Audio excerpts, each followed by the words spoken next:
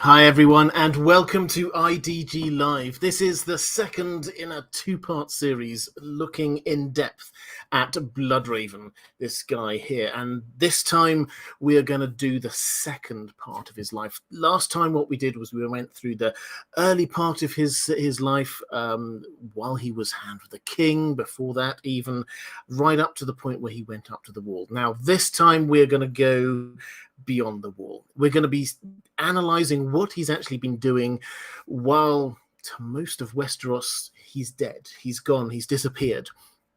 So we're exiting the realms now a lot of the time of very clearly defined history that the Maesters have written, and we're entering realms of what we can see the impacts of what he has done.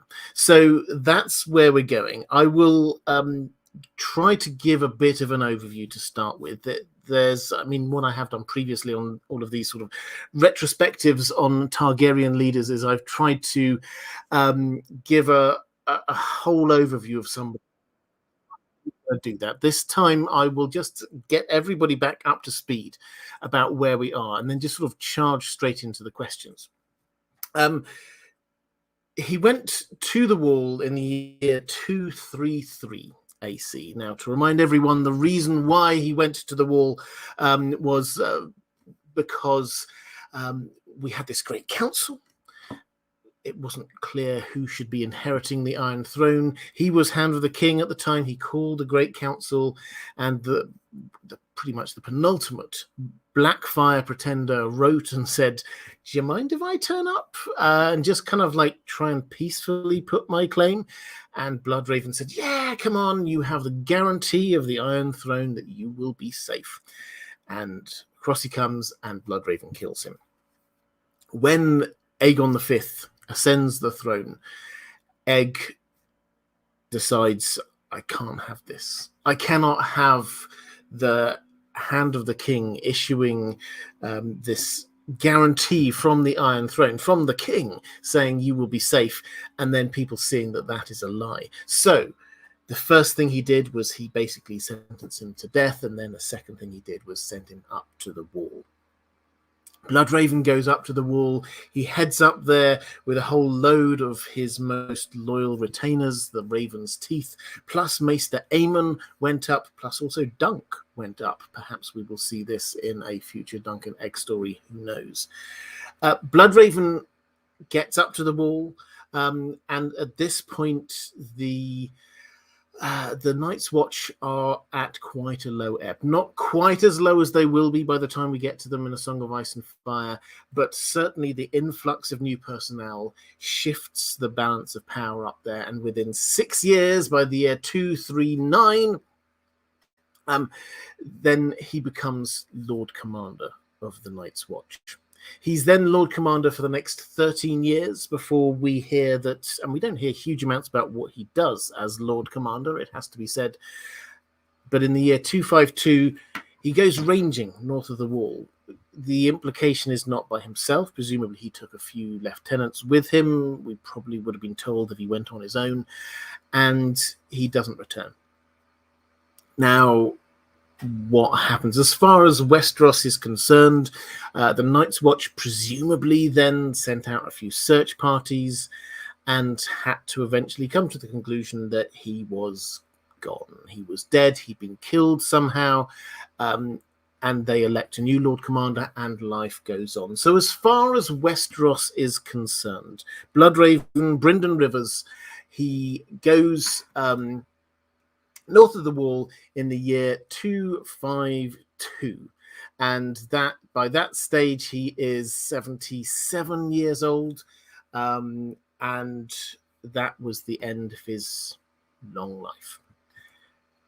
But we're not so sure. As far as we know, what happens is that he disappears somehow, and we'll cover this in just one moment exactly how. He gets caught up with the children of the forest.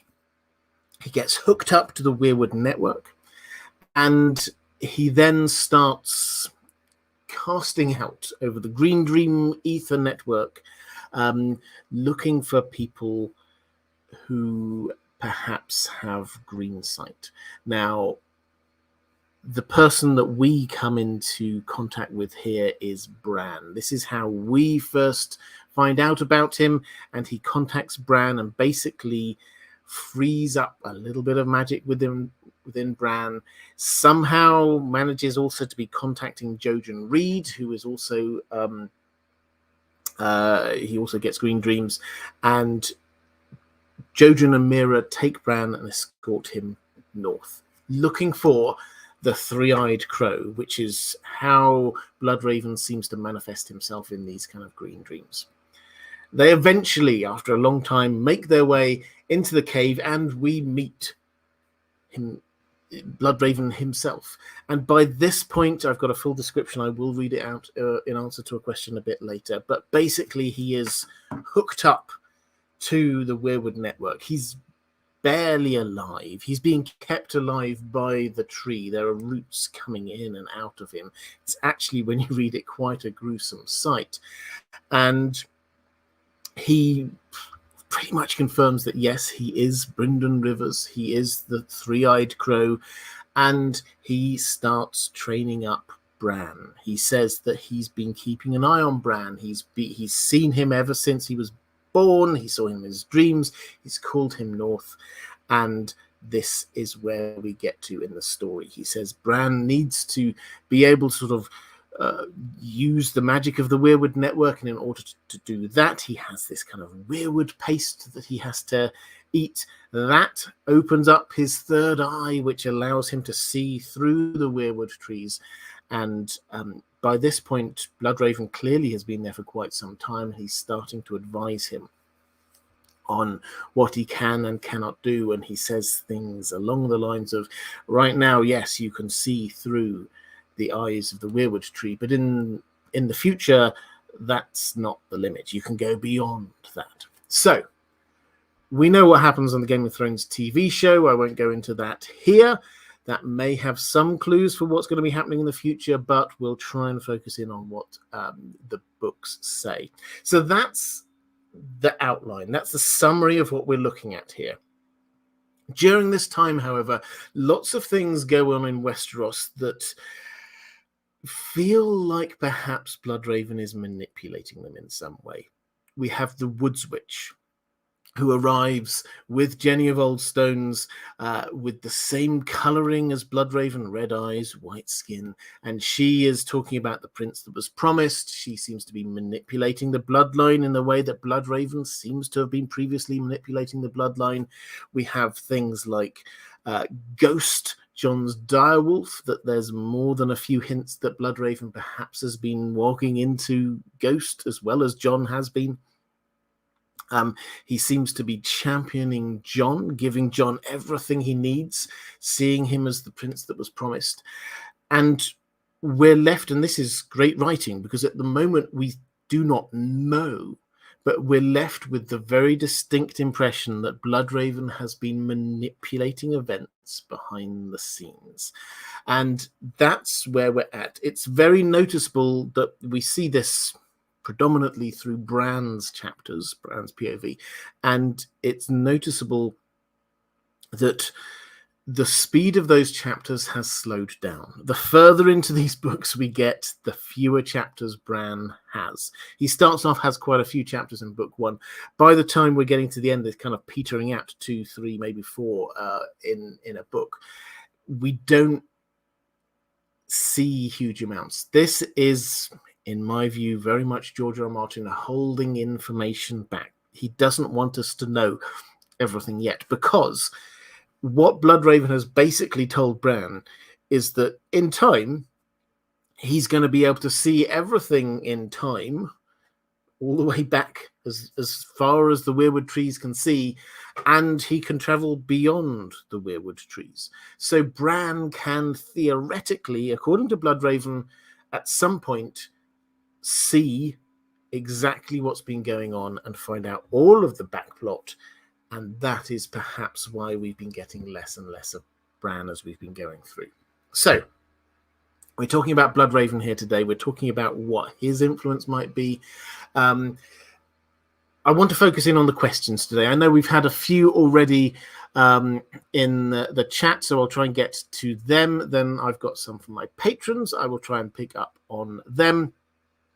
Maura Lee, hi there, Maura, great to see you, saying, just a show of love and support. I'm really enjoying listening to Dracula on the Well Told Tale. Great story. Yes, for those who don't know, I have another, it's a podcast as well as another YouTube channel called The Well Told Tale, where I audio narrate what I think are the finest science fiction and fantasy stories ever.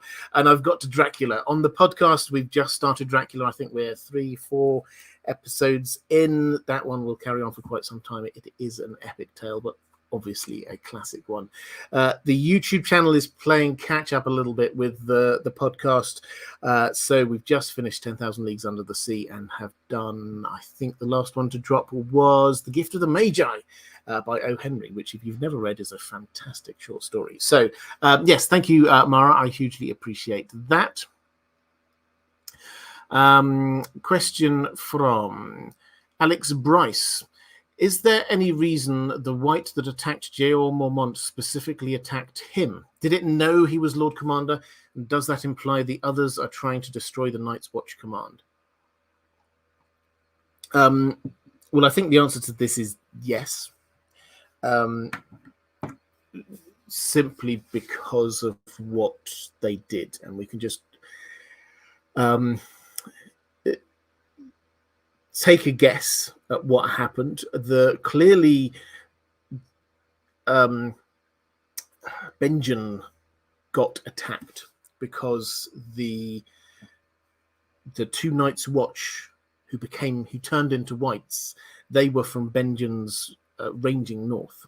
So Benjen got attacked by the others, by the army of the dead in some way. We don't know all of the fate of Benjen, but clearly he was attacked in some way. He was first ranger, basically one of the top handful of members of the Night's Watch. Then when those two whites come into Castle Black, they attack not just Lord Mormont, but also Jeremy Riker, who's one of the other members of the leadership team.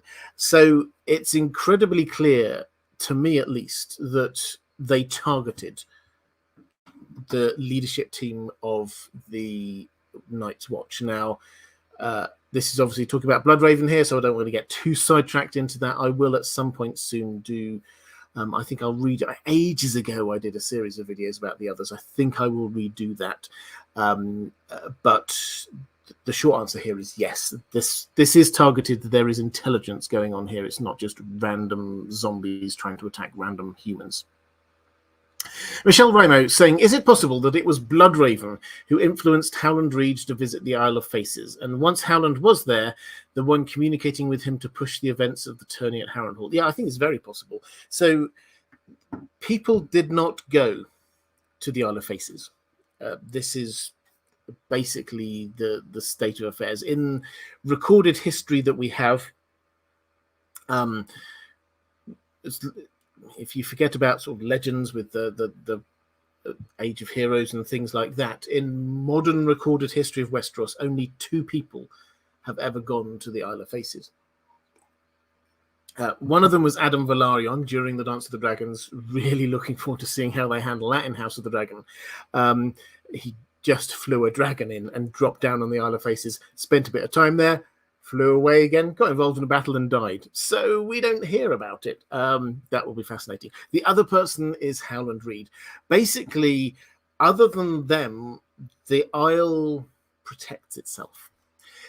If you try to come to the Isle of Faces, then you'll find that the wind starts blowing your boat in the opposite direction. The currents mysteriously drive you somewhere. The birds come squawking at you, so you can't do anything. Basically, nature itself seems to move against you if you try to get to the Isle of Faces. Howland Reed was allowed in there. Now, why did he go there? Because basically he paddled his little coracle all the way from the neck down to the Isle of Faces, picked it up and walked with it some of the way, then put it back down when it was in water again, paddled again for a bit. This was a really long journey, and he seems to have been called there. Now, who could have called him there? I think the obvious answer is by this point, Bloodraven was clearly well hooked up into the Weirwood network. If it wasn't him, then it was the Weirwood network incorporated. So I think we should probably say that for most of this live stream, when we're talking about Bloodraven doing a thing, he is subsumed within the Weirwood network to a greater or lesser degree, and we should assume that this is the Weirwood network doing the thing as much as Bloodraven. So short answer is yes, I think that was, and I think that the clear implication as a result of that is that it was Bloodraven who then pushed Howland Reed to be pushing the events in the year of the full spring, the tourney at Harrenhal, because Howland Reed was the one who precipitated a lot of events, it has to be said. He was the one who got beaten up by those squires, which prompted Lyanna Stark to get involved, which prompted the Knight of the Laughing Tree, which prompted Rhaegar to go off and try and find who the Knight of the Laughing Tree was.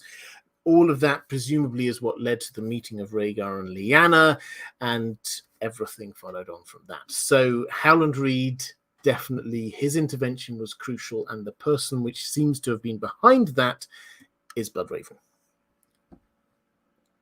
Ranabir Mitra saying, what in your opinion is the relation between the Green Seers at the bottom of Bloodraven's cave and the Green Men on the Isle of Faces? GGMU and Modlove. Yep, absolutely to both of those. I will do a proper bit of Modlove a little bit later, but GGMU, come on.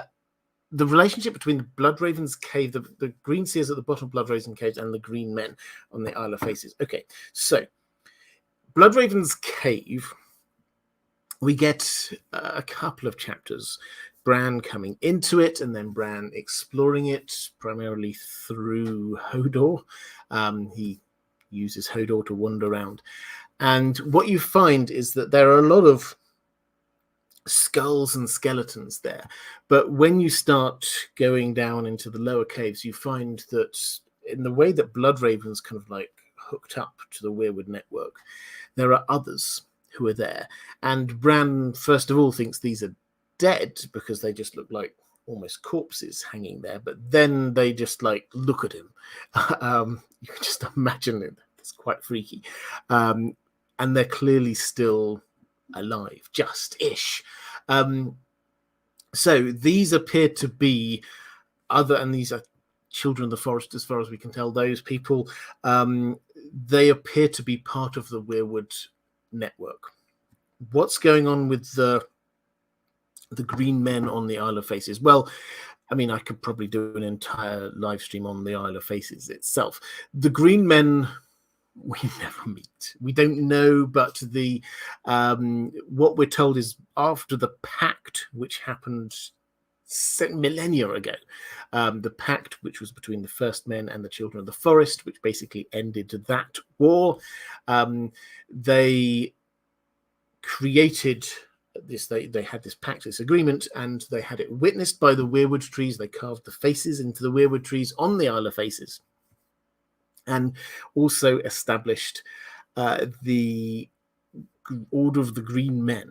And the Green Men were basically the guardians of the Isle of Faces. Now, what are the Green Men? Well, we've never been there, so we can't say for sure. Old Nan has a few stories about them. They have antlers and whatever. Probably they're Children of the Forest or some equivalent. What is the relationship between the people hooked up to the Weirwood network in Bloodraven's cave and the Green Men? Well, they're all part of the Weirwood network in some way, shape, or form. The Weirwood network appears to exist underground more than anything else. And so through the roots of the Weirwood trees, from north of the wall all the way down into the Isle of Faces, that is a direct line of communication as far as we can tell. And the Green Men, maybe they can hook themselves up to the Weirwood network. Maybe they're just the guardians and other people can tell them stuff. But basically, they're the protectors of what, as we understand it, is the heart of the Weirwood network.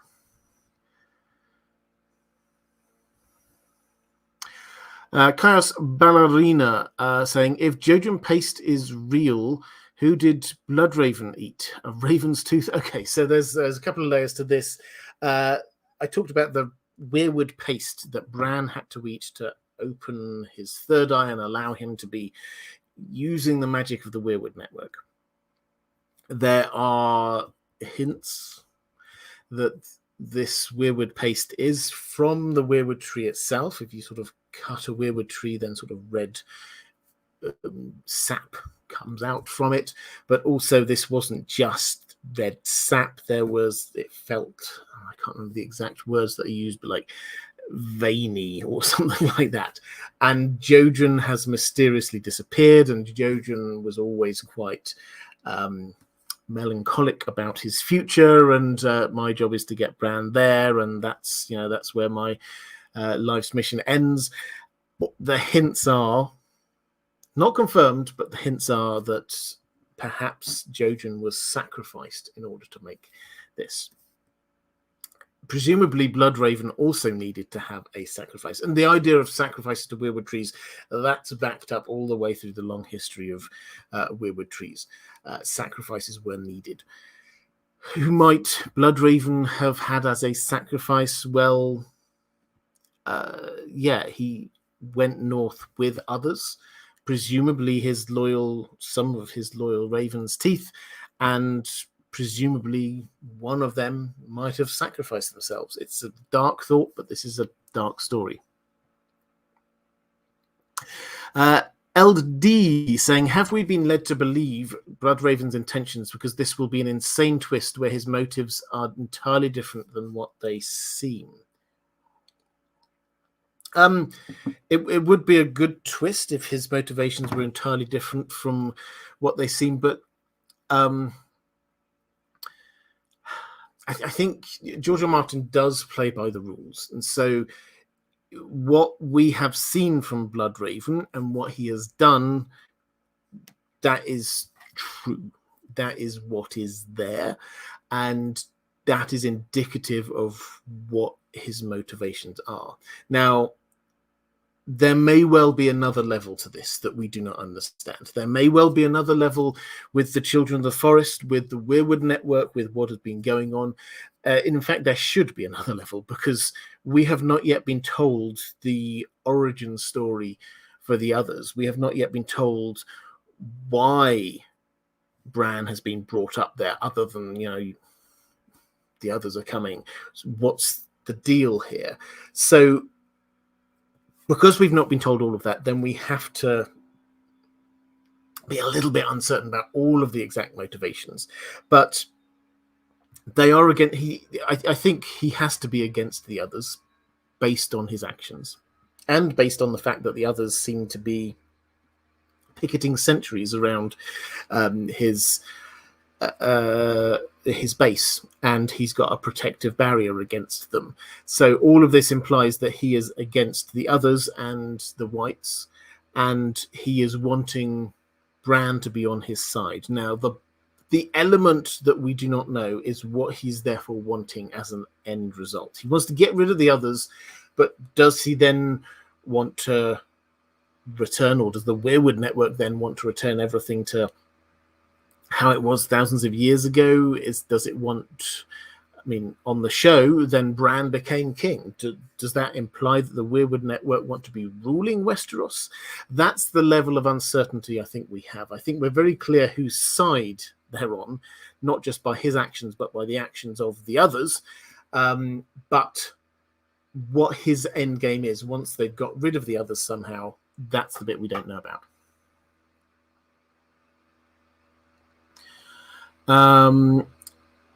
Question from,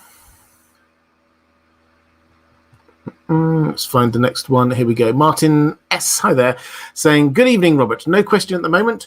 Autumn equinox took place in the northern hemisphere. Spring equinox on the southern ditto the other day. Absolutely did. And if you celebrate, then happy equinox to you. This is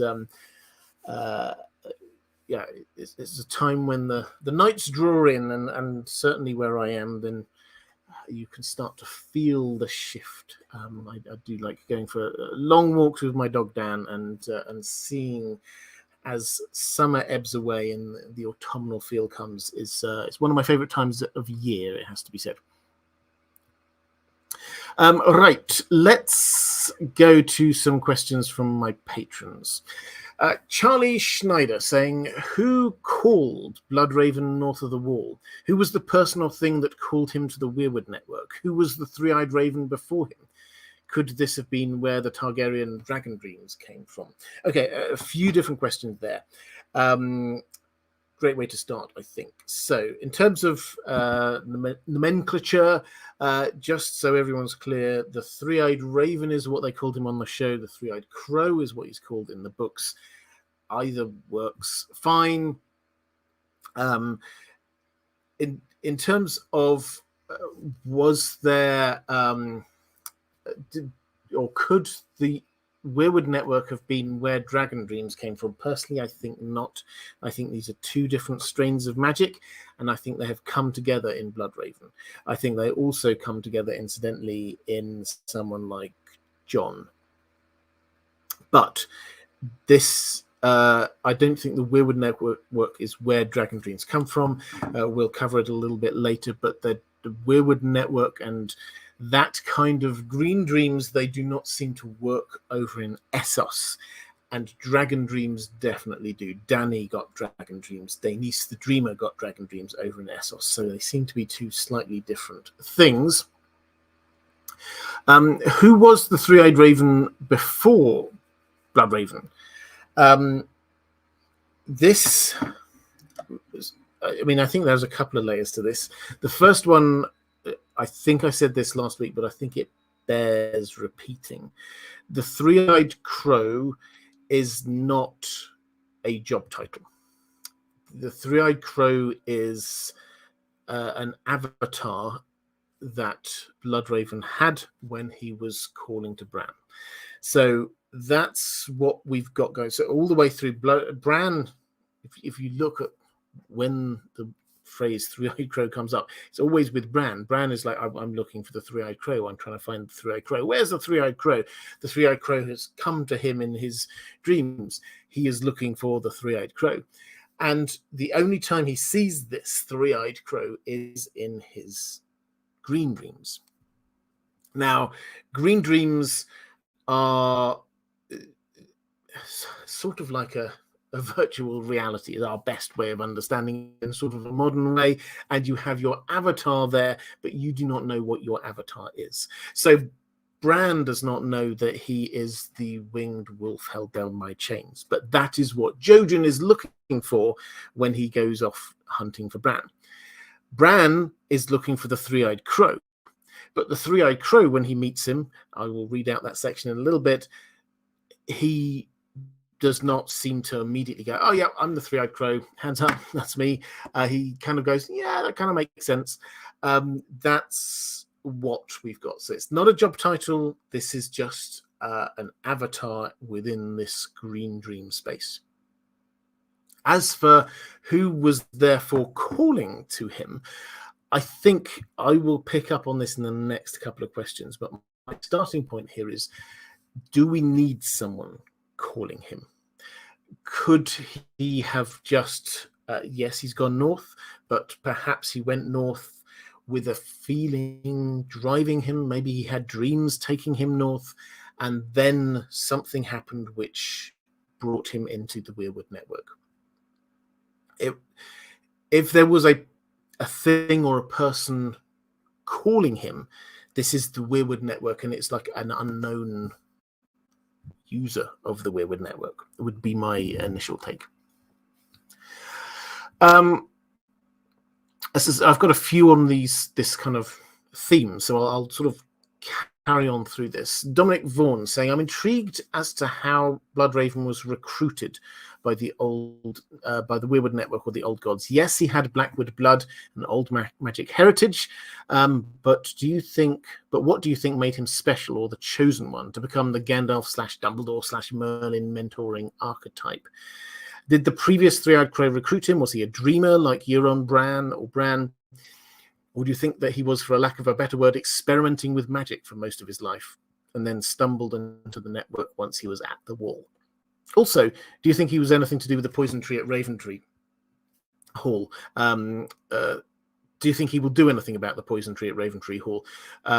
Like this might come back to life or something in later books. Okay, let me quickly pick up the poison tree at Raventree Hall, and then I will come on to this sort of bigger issue. Raventree Hall is the home of House Blackwood. So this is, from his mother's side, Bloodraven's ancestral home. And they are worshippers of the old gods, and they have a weirwood tree. Pardon me, a weirwood tree, which is, in Jamie's, I think the word Jamie uses is colossal. Now, he has seen the weirwood tree at Winterfell, he's seen various other weirwood trees, and he thinks this one is colossal. It's huge, but it's dead. House Blackwood say that this was the Brackens who poisoned it. The Brackens obviously say they did not, but this is a dead weirwood tree. Now, a couple of points there. First of all, it doesn't, just because it's dead doesn't mean that this is meaningless anymore. The ravens nest in it every single night. They come there at dusk and they head off at dawn. This is a huge site, something that people note and tell others about. This is a hugely symbolic thing. But also, let's not forget that dead weirwood, by our understanding, does not mean no old magic there. There's a couple of examples. Jamie sleeps at one point with his head on the stump of a weirwood tree and has what appears to be the equivalent of a green dream. He has a weirwood dream of some kind. Secondly, when we get the ghost of High Heart, she's talking to one of the Brotherhood Without Banners, I forget which one, and the person says to her, talking about Thoros of Myr, who's currently, he's got a fire going and he's staring into it, and this guy says, yeah, this is what he does. This is what Thoros of Myr does. He looks into the flames and he sees visions. And then the ghost of High Heart says, not here, he won't. Not here, High Heart. This is where the old magic is. And that's really important, because that at High Heart, there were, I can't remember the exact number, 30-something weirwood trees had all been chopped down thousands of years earlier by the Andals. And yet she thinks that the magic is still there. And as far as we can tell, it is, because she gets these incredibly accurate visions, but we don't hear that Thoros gets any while he's there. So just because something, a weirwood tree, is dead, in inverted commas, that does not mean that there is no power or magic there, which seems to me to imply that no, Bloodraven doesn't need to do a thing to it. How he was recruited. Dominic Vaughan, you asked that. Johnny Targs saying, what do you believe were the circumstances for him leaving his ranging and ending up with a weirwood tree? And do you think George will ever include the tale in one of his novels? I don't think he will include the tale in one of his novels. I think we will get some hints perhaps in the Winds of Winter from Bloodraven himself, but probably that's it. Howland's little sister saying, I would like to know what you think of my hypothesis as to how Bloodraven and Cold Hands became what they are when Bran meets them. I can see George R. R. Martin writing this storyline. As Lord Commander Bloodraven and his troops went north of the wall to investigate strange things, while out conducting this patrol, Bloodraven and his men came under attack by the others. During this confrontation, Cold Hands and Bloodraven were injured, but they were saved by the children. This is when Bloodraven was taken by the children into the caves beneath the surface and connected to the weirwood tree network and became fully transfigured into his current state. I envisage Cold Hands being affected differently than Bloodraven, such that he remained above ground, roaming the land, doing the bidding of the children and Bloodraven. Over time, the understanding of future timelines became evident to Bloodraven, and his focus intensified until it is what we read in the books. I wonder what you think of this scenario. So, I think this sort of opens up. There's a couple of options that we have. We do not know is the short answer, but we have a couple of options. Either, yes, he was very aware of what he was doing. He was heading north. He'd been communing with the Weirwood network in some way. He'd been called, and he was heading up there deliberately to make contact. So that's option number one. Option number two is he heads out ranging, as sometimes Lord Commander does. Perhaps he's looking for something specific, and they get attacked, and that's when the Children of the Forest intervene, because they are the Weird, or they have access to the Weirwood network, and they can see how important he is. Which of these is right? Well, either could be. It's the honest answer, and I think we do sometimes need to be honest to say we don't have the information yet. So either of these, I think, could work perfectly well. I think Howland's little sister, I think yours works very well for me. If you had to sort of put me up against a wall and make me choose, I would say something along those lines at the moment.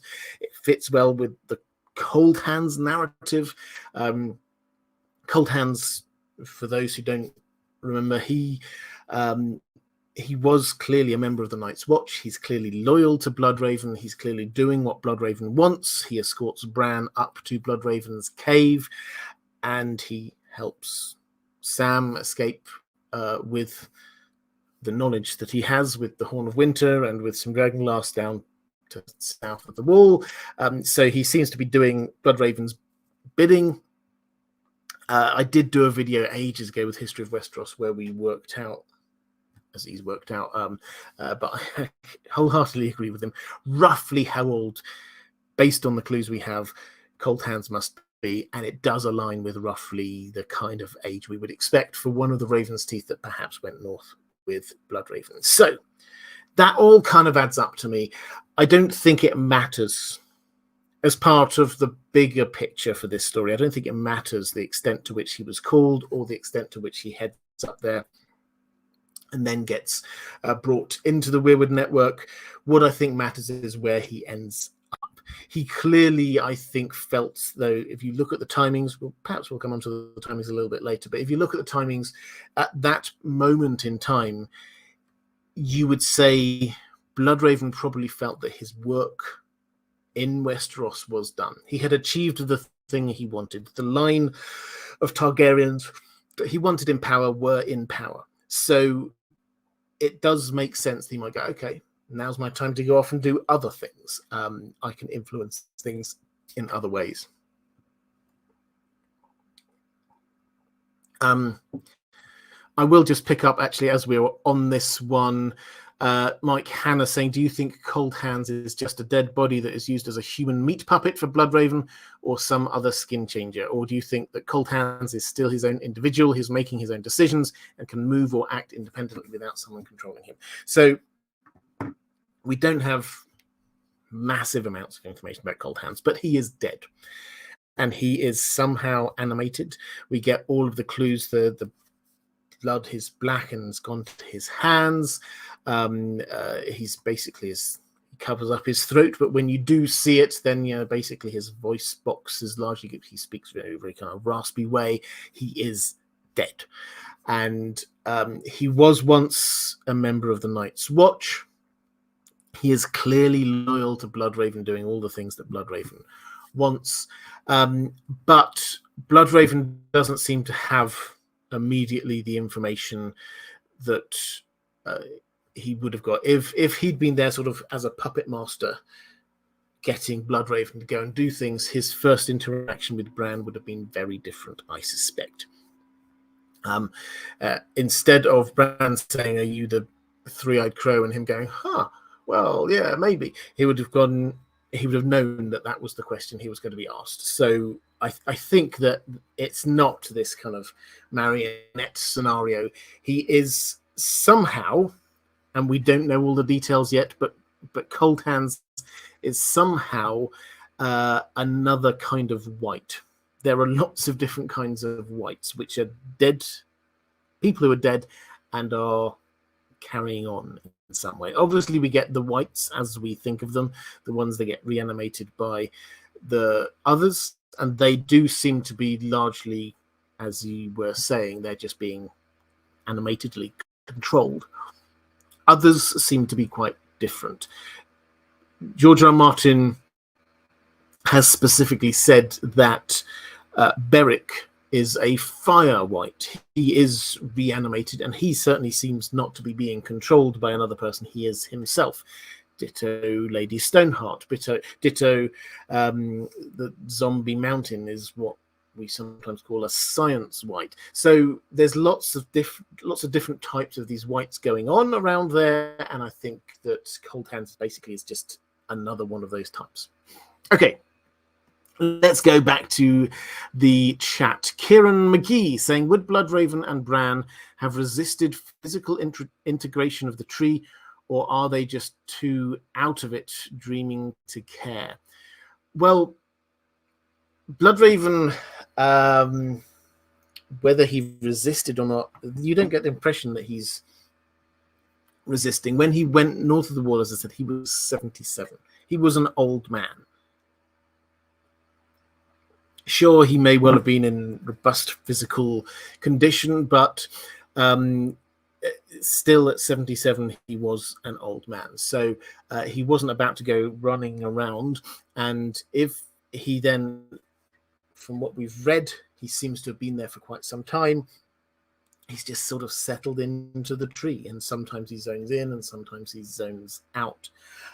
Bran, well, that, from what we've seen, seems to have been a long process. His muscles seem to have atrophied, and then bits of tree have sort of kind of like wound themselves around and through him. Bran is not there yet. Bran, I do not think, is going to get to that point. Bran is well, Bran has never given the impression of being the kind who will just sort of like zone out and then just let the whole thing take over him, or at least perhaps he has, but he has got people around him who do not let that happen. Nearer in this case. Let's go to Agree Weirwood saying 31. That must be the number of trees at High Heart. Thank you. I love it when people just pick up. There's always clever people in the chat who have the level of detail that I do not have. Astra Inclinant saying, have you seen the A Song of Ice and Fire 2024 calendar? Its cover is relevant to the stream, especially the figure sitting in the shade. I have not, no, but I will go and check that one out afterwards. Ranabir Mitra saying, the ink is dry sounds like a line Bloodraven said so that a child doesn't repeat his past mistakes. Tinfoil.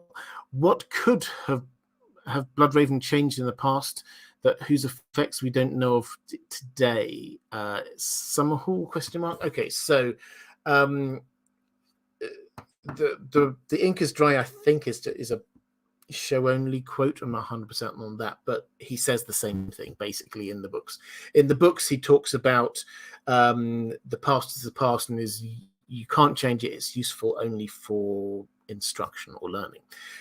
It's the same point. Basically, he says, you know, there are people I've tried to reach out to in the past. There was a brother I loved, a brother I hated, a woman I desired. I tried and I couldn't. Now, is this just him saying, don't try and change anything in the past? It's possible, but my take is that as much as we like to think of Bloodraven as being this kind of like omnipotent character, I actually think maybe he's just got this wrong, and Bran is more powerful than him, and Bran can do things because we've seen Bran change the past. This is something that has immediately been shown to us. Bloodraven says, oh, you can't change the past, but we saw that Bran could. He called out to his father, and in the past he saw his father. He went looked through the weirwood tree, and he saw his father there, and obviously his dad had died, and so his initial reaction was just to call out to him, and Ned turns around and says, who's there? He does change. That's not a massive changing of the past, but he does change the past.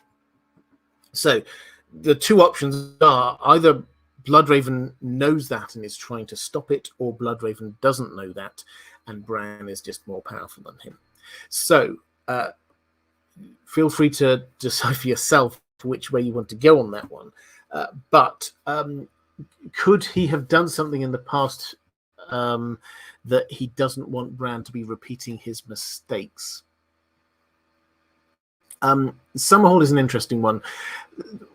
I don't think we're going to come to a full conclusion on Summerhall until I don't think even in Fire and Blood, of that part 2, I don't think even there we'll get it. I think George R. R. Martin will again hedge around it. I think it's only really when we get to Dunk and Egg that we will see what happened at Summerhall. Might Bloodraven have influenced matters? Yeah, he could have done. But the crucial difference there is that what Bloodraven is talking about the past, you can't change the past, is that's one thing. But Summerhall was present. Bloodraven was up beyond the wall, hooked up to the Weirwood network when Summerhall happened. If he influenced events, then that wasn't him changing the past. That was him influencing what happened in the present day. And if the implication is that he didn't like what happened at Summerhall and he tried to go back and change it and couldn't, or he messed around with it in some way, then you have to ask, does Summerhall actually fit what he wants? And the short answer is sort of. The person he wanted to inherit, Jaehaerys II, did inherit, and he would have inherited anyway. So Summerhall just sped up the process. My old Sith Bones saying, hi Robert, new to the A Song of Ice and Fire world since House of the Dragon became a massive fan of your channel. Welcome. Question, do you think Larys Strong is part of the Weirwood network as the three-eyed rat or the three-rat? Well, this is one of those times when if we had Matt Joe Magician on, I think he would have a lot to say on this. If you've not come across Joe Magician, do go in. This was one of the big theories that he came up with during House of the Dragon. Now, to sort of clarify the role here, Larys Strong, there is no hint that I picked up. I've not read it back again recently looking specifically for this, but there is no particular hint in the book that Larys Strong is a part of the Weirwood network in any way. This, if it's true, is a show thing. Now, that does not mean that this is not sort of semi-canon. George R. R. Martin has had a big influence into the development of House of the Dragon. So, maybe. Why do people think that maybe Larys Strong is connected to the Weirwood network? Well, first of all, he's a Master of Whispers, and that's something which, if you're part of the Weirwood network, would be really useful. Certainly, Bloodraven himself used, as far as we can tell, a lot of his walking abilities and various other things along those lines to be gaining information. The way they presented Larys Strong did have a lot of Weirwood kind of undertones to it, or in fact, at one point, overtones. There's a scene when he's talking to Alicent. I can't remember the episode, but it must have been somewhere around 6, 7, maybe 8. And he basically is trying to get her on side by giving her information. And he meets her in the Godswood, and she doesn't know that he's there. And when he first talks to her, you don't see him, you just see her and a weirwood tree. And then when he comes up and he carries on talking to her, you get the shot of her, him, and in the middle is the weirwood tree. And it's all very symbolic. Now, does that mean that he's part of the Weirwood network? Does that mean we saw a lot of rats in the show? It was noticeable. It felt like a clear artistic direction that we would see rats scurrying around the Red Keep. Does that mean that he's walking into the rats? Harren Hall is very close to where he grew up, is very close to the Isle of Faces. Is it possible? Yes, it's possible. Is the evidence conclusive yet? I would say no. I think the rats, we've got a very clear reason why they might be wanting to show us rats that, if you've read the books, Blood and Cheese, will probably answer why rats and rat catchers might be important later on in the story. So it's possible, but we haven't got all, it's not in the books, and the show is not yet 100% clear on it. Okay, let's go to a question from, where do we go?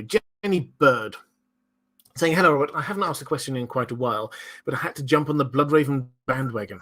Excellent. What is his connection to the Ghost of High Heart? I've seen a theory that she could be the daughter of Bloodraven and a child of the forest. Does the timeline support this? Thank you. Well, in terms of that latter point, could the Ghost of High Heart be his daughter? I mean, I guess possibly. There's no particular reason why. I mean, I'll just quickly read out the dates to you so you're sort of aware of them. He was sent to the wall in the year 233, and the Woods Witch, Jenny of Oldstones, appear on the scene in the year 239. That's incidentally the same year he becomes Lord Commander.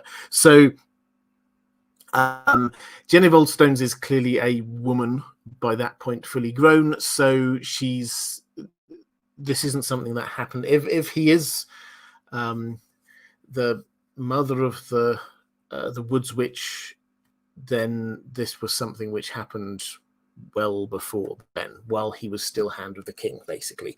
And we've got no evidence of that. So is it possible? I guess it's possible. As far as we can tell, he was madly in love with Shira Seastar. Whether that meant that he was exclusive to her, and we don't know. So is it possible? Yeah, it's possible. I don't personally see that there's much evidence of it, if that makes sense. What is his connection there, though? She is, however, thematically connected to him. His color, or her coloring, was white skin, red eyes, which is Bloodraven's coloring. It's also Ghost's coloring. John's direwolf, white fur, red eyes. This seems to be sort of a thing that George R. R. Martin does to hint at a connection. Added to which, she seems to be the one who is driving his agenda. Now, so he's gone to the wall by this point, so he can't be actively doing things himself, pardon me, south of the wall. So it makes sense that he uses someone else to do it. And what does he seem to want? He seems to want the line of Aegon V and his Blackwood wife to be the line of the kings. From that moment on, he wants that genetic purity. This is as far as we seem to be able to tell. And Egg mucked things up a bit by getting his children engaged to other people. And primarily, and most important, was the heir, Duncan Targaryen, who was engaged to be married to the daughter of Lord Baratheon. Now, the Woods Witch was best friends with Jenny of Oldstones, and Jenny of Oldstones appears mysteriously upon a scene, enchants Duncan Targaryen, marries him, and Duncan basically has to take himself out of the line of succession. So that whole thing has no that he's taken away from the whole scene. Then she goes ahead and prophesies, or tells people within court of the prophecy about the line of the prince that was promised, and basically says, Jaehaerys and Shera, sisters, from your line is where the prince that was promised comes from. And so that is what Jaehaerys took as the reason why he forced his children to marry. So that line of genetic purity, as it were, carried straight on down for another generation. Brother and sister married, brother and sister married. So the Woods Witch seem to have been doing Bloodraven's will. That seems to have been pushing his own agenda. So that's the hint. Do we have any cast iron evidence? No. But as with all of these things to do with Bloodraven, the hints and the suggestions are definitely there, and we should, when in doubt, I think we should blame him here. Okay, let's go to a question from Matthew Hawkins saying, "Hey, Robert, why..." Miles of House Miles. First, hello, I fully subscribe to the idea of Bloodraven warging into Mormont's Raven. But I'm wondering why the Raven doesn't irritate Ghost at the wall the same way that one boar does. Okay, so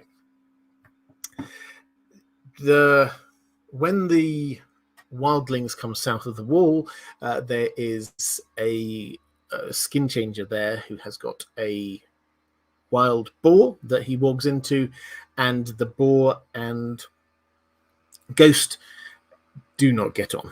They really do not like each other, so they have to be physically kept apart. Now, this seems to be quite a theme with Ghost, is that he doesn't seem to like other animals that have been walked into, particularly if perhaps the person behind them seems to want to or may have some idea of like, oh, that would be a dire wolf, that would be quite a good thing to add to my list of skin changing animals. So Ghost doesn't like this boar. Mormont's Raven is worthy of a video of itself. I don't think I've ever done one on it, but it's I might have done. Can't remember. Anyway, it's a fantastic concept. Again, this is George R. R. Martin doing lots of showing, not telling. Mormont's Raven is like a character of its own. From the moment we first read it, we have Lord Mormont's there, and this Raven seems to have its own character. It's corn, corn, corn. It's crying out. But the more you start looking at, first of all, what it says, you have to say, okay, it's pretty on the nose a lot of the time. It's around Jon Snow, and it's sort of calling out things like king, king, king, or snow, snow, snow. When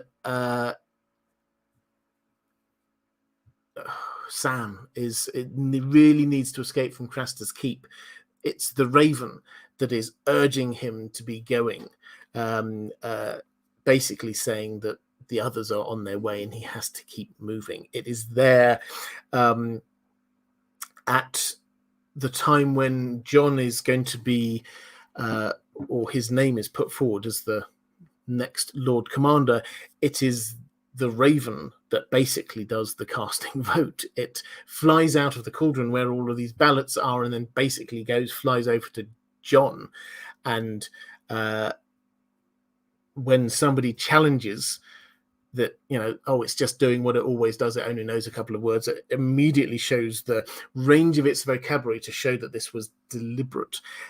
And there are other moments that are just so suggestive, that Jon comes into his study and he sees the Raven there just standing on his desk looking at a sheet of paper as if it's reading it until he shoos him away. And it's like, that Raven is just too clever for its own good.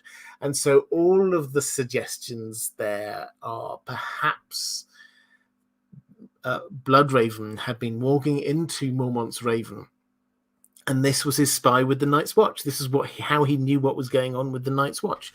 He had to know somehow. So that's the background. The question is, why, therefore, was Ghost not annoyed by Mormont's Raven if it's annoyed by the boar?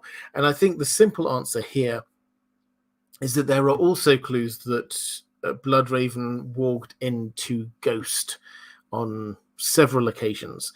So Bloodraven being in another animal is not a threat to Ghost. He knows who Bloodraven is. He can sense who Bloodraven is. It's not a problem.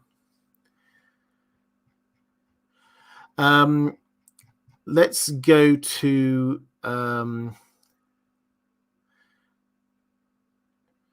Lots of people are talking about in the chat. This is good with some fun facts about corn. And what we have, Carl Karsnak saying, fun fact, corn is Latin for horn, e.g. unicorn, one horn. So the raven is also saying horn, horn, horn, or cornus. Corvus is Latin for raven. So you have a corvus shouting cornus, as it were. So, yeah, really good stuff going on there with the word play.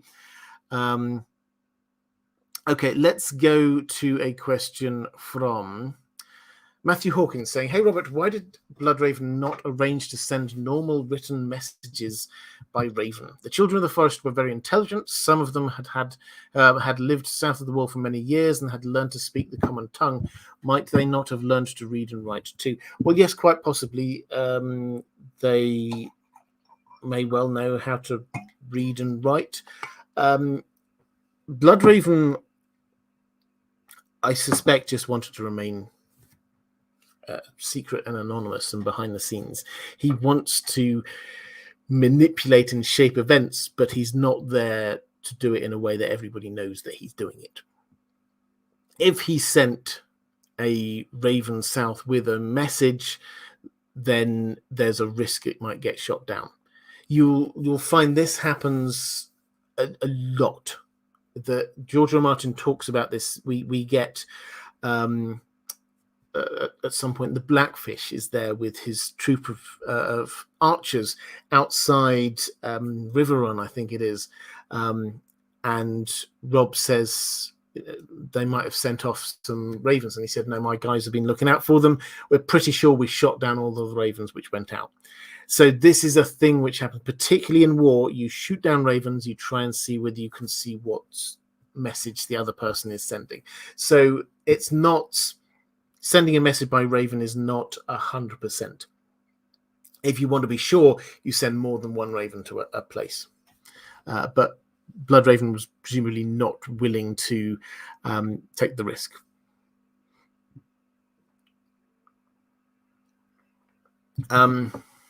Weirwood saying Raven started out talking messages and the Macers trained them to carry messages instead. Yeah, absolutely. I agree with that. I mean, that may well be what happened, but there is a faster method of communication as far as we can tell in the Weirwood network, which is through things like Green Dreams. So why would you use a slower means of communication? Right. Let's go to a question from Mike Hanna. Hey, Robert. Big love from Boston, Massachusetts. Hi there, Boston. If we go by the show ending and Bran's end game is to become king and to use his powers, wouldn't it make more sense for Bloodraven to have become king?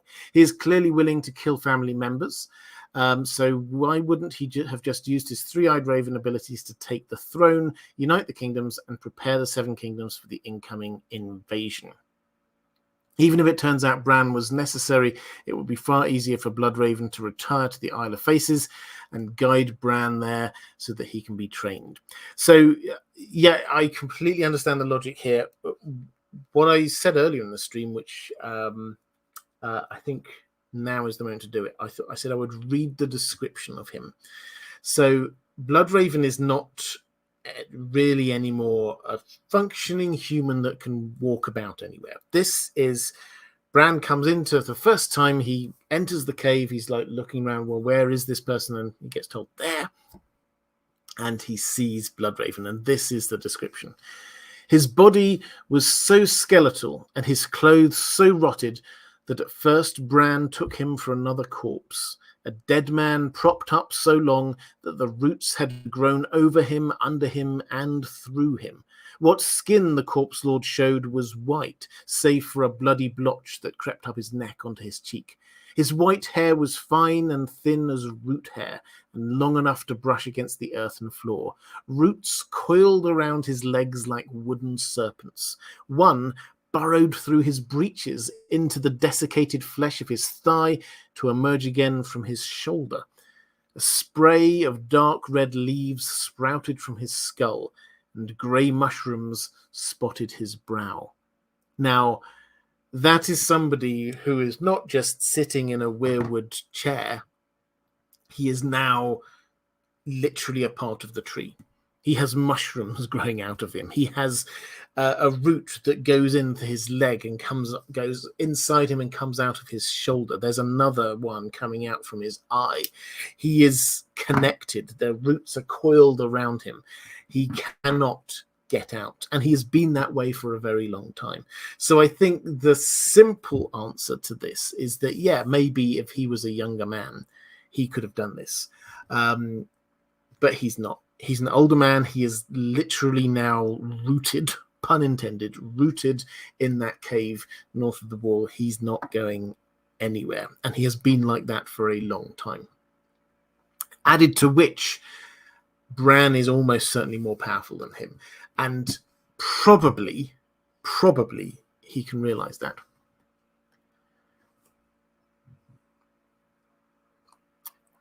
Andrew K saying, in his defense, he was born in the 70s or the 170s, nearly 150 years old, and he still has a sliver of his old character in there. Yeah. So this is the fascinating thing, is that he kind of like dips in and dips out. He is physically a part of the tree now, but there is an element of his old character there. He can reminisce about the old times. He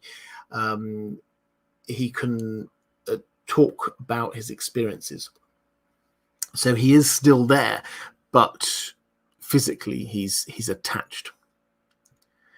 Let's go to Callie Summers. Was Bloodraven the first human in his role within the Weirwood network? It seems to not fit with the eternal nature of the trees to have the first and only tree person to be so recent.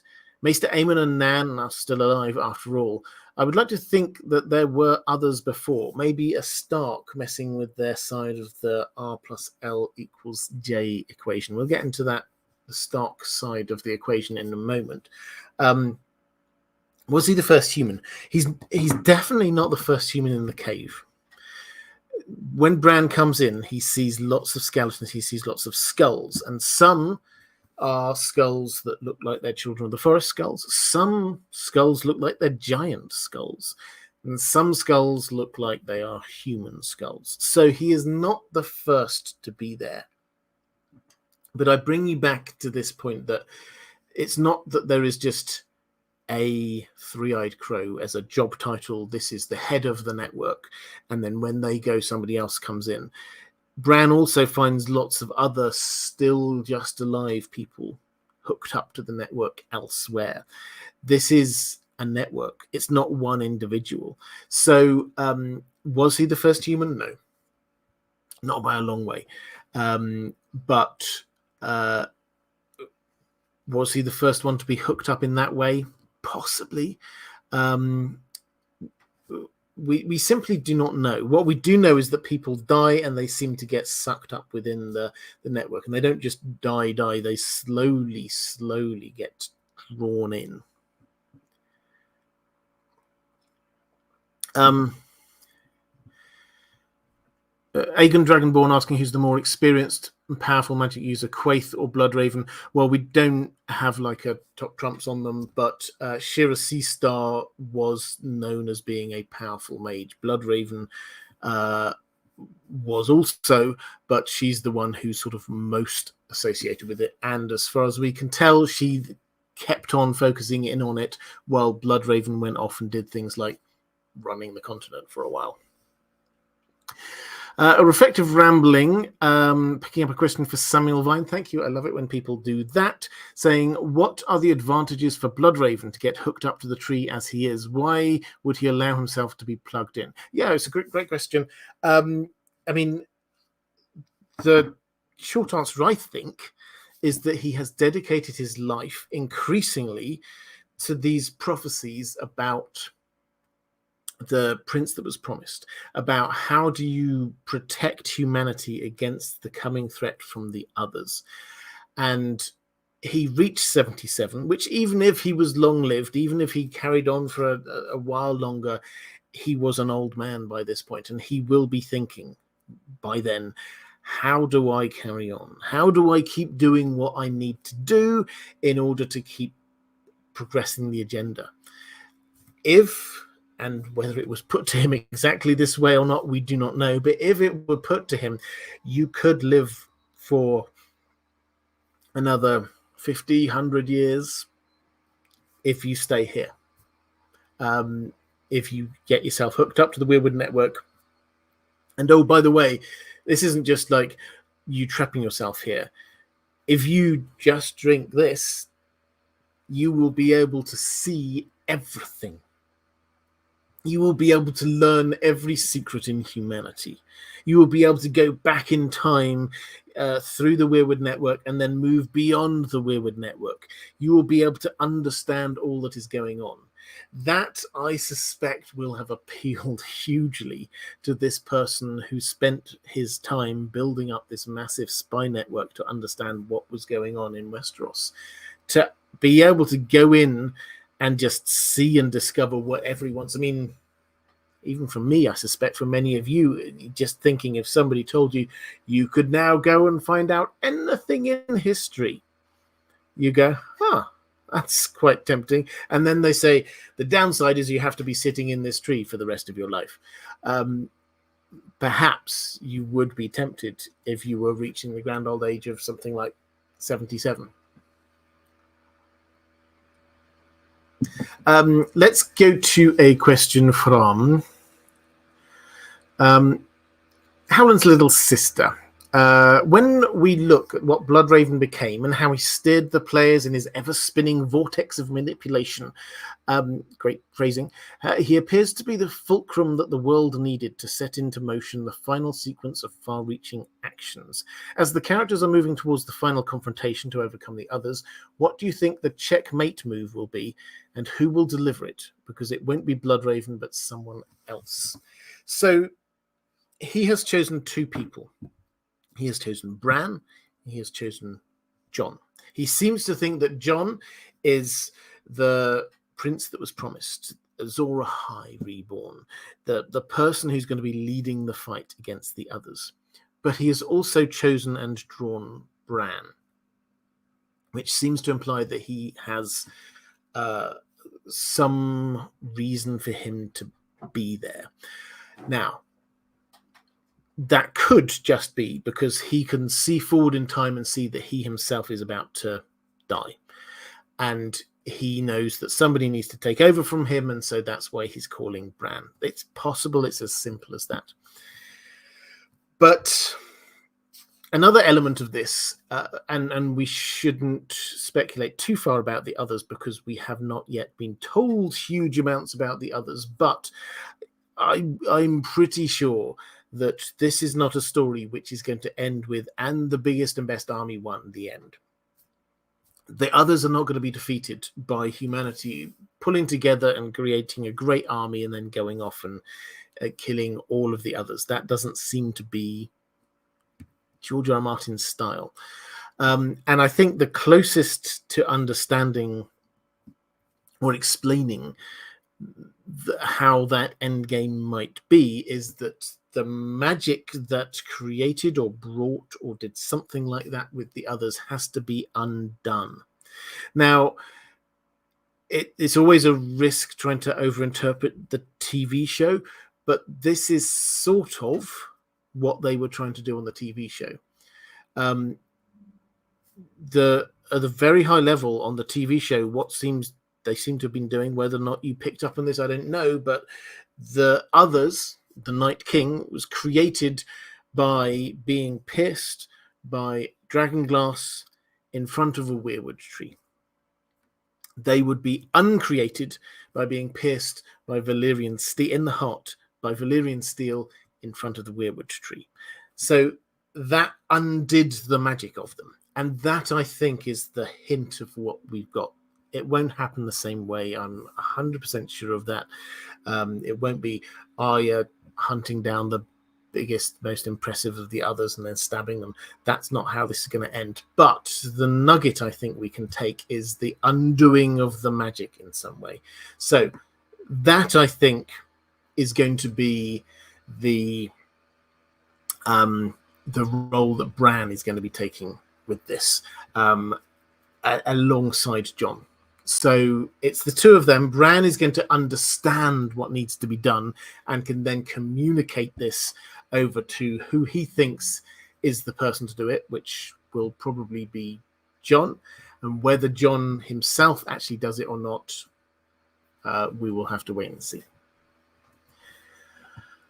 Let's go to a question from... Mike, just asking for a clarification here. The prince that was promised isn't the first men's story, right? Isn't that the last hero? Targaryens and other people think the prince that was promised in Azor Ahai and other places. How come the children of the forest did prince that was promised? Okay, so the prince that was promised and Azor Ahai reborn, as far as we can tell, they're the same thing. In as much as both Melisandre and Maester Aemon seem to conflate the two. Maester Aemon talks more about the prince that was promised. Melisandre talks more about Azor Ahai reborn, but both of them, at various points, use the other term interchangeably. So that seems to be where that comes from. However, the prince that was promised seems to have been adapted specifically for House Targaryen. The last hero was the legend of what happened in the first long night that has stayed in Westeros, in the same way that Azor Ahai, the first Azor Ahai, not Azor Ahai Reborn, was the legend of what happened there. So the way the legends seem to be set up is what happened the first time we need to do again. And that person is going to be not reincarnated, but there's going to be a new version of that person in our moment of history. And there are many different versions of this across Planetos, but the three key ones that we keep on coming back to are the legend of the last hero, which we're not told about there being a new last hero, but by implication, yes. Azor Ahai, and there is the legend of Azor Ahai Reborn, and then there's the prince that was promised. So the idea is that these are meta myth in some way, that they are all just one thing but have been interpreted in different ways. Bionic Iguana saying, do you subscribe to the theory that the Three-Eyed Crow and Bloodraven are not the same being? If so, who do you think the crow is? The old gods, or Bran from the future? No, I do subscribe that they're the same thing, and now I understand where this has come from. So I don't dismiss this out of hand. What's clear to me is that Bloodraven is the Three-Eyed Crow. Now, well, first of all, things we can be sure of. The person hooked up to that weirwood network is Brynden Rivers. That is Bloodraven. We've got his colouring. We've got his blotch of his birthmark. We've got him saying that he used to be called Brynden. Everything matches up. This is him. Secondly, he was calling. This is another thing we know for sure. He was calling Bran. He's there. He said this to Bran. He says that he was guiding him. He says he came into his dreams. He says he was calling him. Now, we do have... I wonder whether I've still got that here. Oh, yeah, I've got this in front of me. So let's go with this. I will read this out, and I will give you... I would love people in the chat, if you want to opine on this, I will happily read a few things out. So after we get that description that I read a bit ago, Bran then says openly, he's been talking all this time, he's been looking for the Three-Eyed Crow. He says, "Are you the Three-Eyed Crow?" Bran heard himself say. A Three-Eyed Crow should have 3 eyes. He has only one, and that one red. This is Bran thinking. Bran could feel the eye staring at him, shining like a pool of blood in the torchlight. Where his other eye should have been, a thin white root grew out from an empty socket, down his cheek and into his neck. Crow? The pale lord's voice was dry. His lips moved slowly, as if they had forgotten how to form words. Once I, black of garb and black of blood. The clothes he wore were rotten and faded, spotted with moss and eaten through with worms, but once they had been black. I have been many things, Bran. Now I am as you see me, and now you will understand why I could not come to you except in dreams. I have watched you for a long time, watched you with 1,000 eyes in one. I saw your birth and that of your Lord Father before you. I saw your first step, heard your first word, and was part of your first dream. I was watching when you fell, and now you are come to me at last, Brandon Stark, though the hour is late. So that is, I think, where this uncertainty comes from. Because when Bran says, "Are you the three-eyed crow?" Bloodraven doesn't immediately say, "Yep, that's me." Now, I've already talked about the fact that within the Green Dream world, you do not know what your own avatar is, but he does not seem even slightly fazed by this idea. He's like, "Yep, that kind of makes sense." And all of his lackeys, everybody else working with him, Cold Hands, Leaf, Bran saying, "Take me to the Three-Eyed Crow," and they're going this way. So they all think they know who this is. Basically, everybody thinks that Bloodraven is the Three-Eyed Crow. There's nothing here that anybody thinks he is not. There's no, what, that doesn't make sense. Everybody thinks, yes, this app completely makes sense. So the Three-Eyed Crow is, to my mind, definitely him. There is another, we're in the dreams where the, I don't have it in front of me, but the theory goes that when Bran dreams, often there are two voices that he hears, one of which is this Three-Eyed Crow and one of which is a weirwood tree. Now, does that mean that there are two different people who want two different things? If so, where is this mysterious weirwood tree? Because this Three-Eyed Crow is definitely Bloodraven, as far as we can tell. Might Bran go into the future and be guiding him? I don't think he needs that. He's been taken to where he needs to be. So I understand why there's this uncertainty around this, but I don't see a better answer to the facts that we have in front of us. And I think that's where we have to end up with, is not just saying this is definitely the case. There are some things we can say for sure. That is definitely Bloodraven there, hooked up to the Weirwood network. He was definitely reaching out to Bran in his dreams and trying to guide Bran up there, which was what the Three-Eyed Crow was trying to do.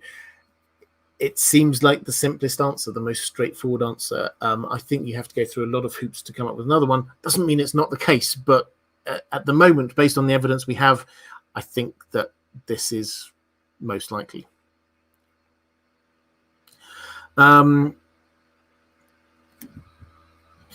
Let's go. Lady Pushkin saying, "When you fell, not when you were pushed." Yeah, interestingly. Mike is saying, since he said Bran Stark, we can't use the theory of Rickon, right? This is the theory that Rickon actually is the more powerful and probably was the one that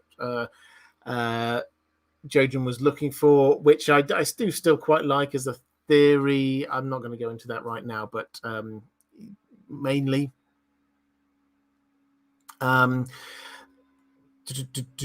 go to a question from Ranabir Mitra. Why was Bloodraven allowed to take Dark Sister up north?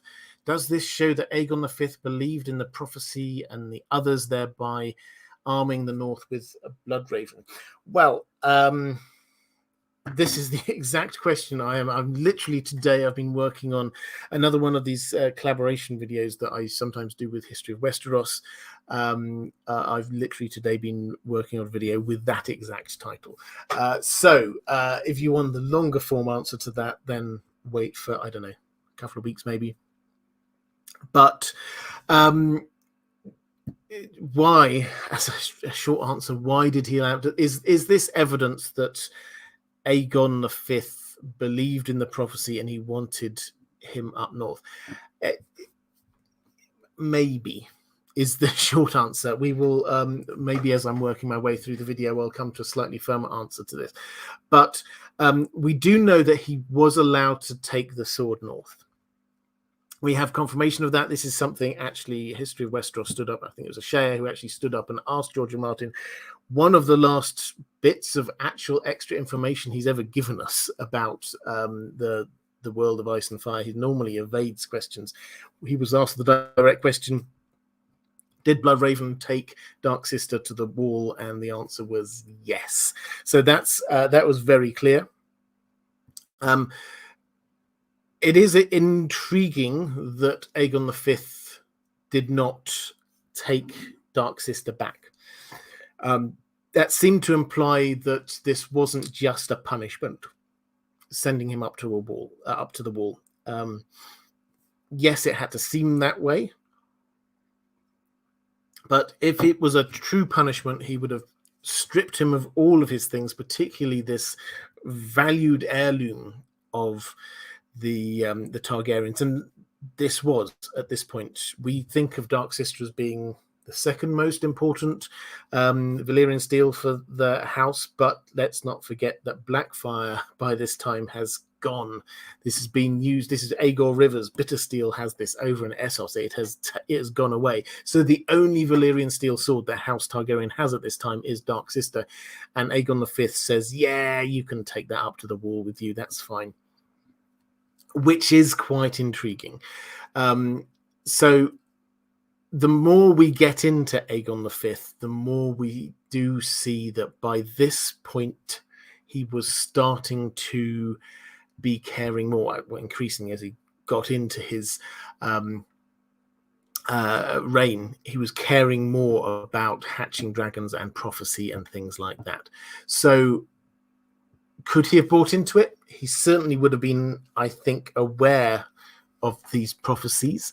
Maybe not in detail, but certainly to a degree. Did he send Bloodraven up there with the sword in order to arm the North, prepare the North? I don't think we've got the information yet, but it fits in with the emerging narrative that we're getting from House of the Dragon about that this is actually what the Targaryens are about.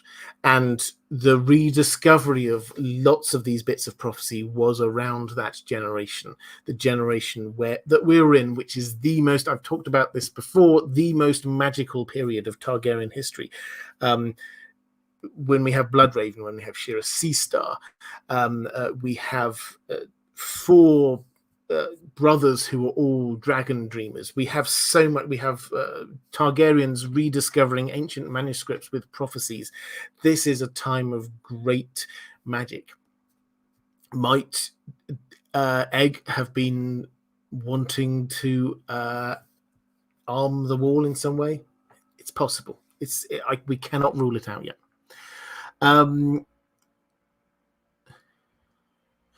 Let's go to a question from 444. Do you think that the weirwood trees are on the same side as humans and chose Bloodraven to produce a prince that was promised to fight for the living, or Bloodraven and the weirwood trees want to use Jon and Bran for their own purpose, which cannot be the same as the best interests of the rest of the living side? So whose side are they on? Well, I think in the short term, everyone's aims align. Is where I would take this, is that the others are coming.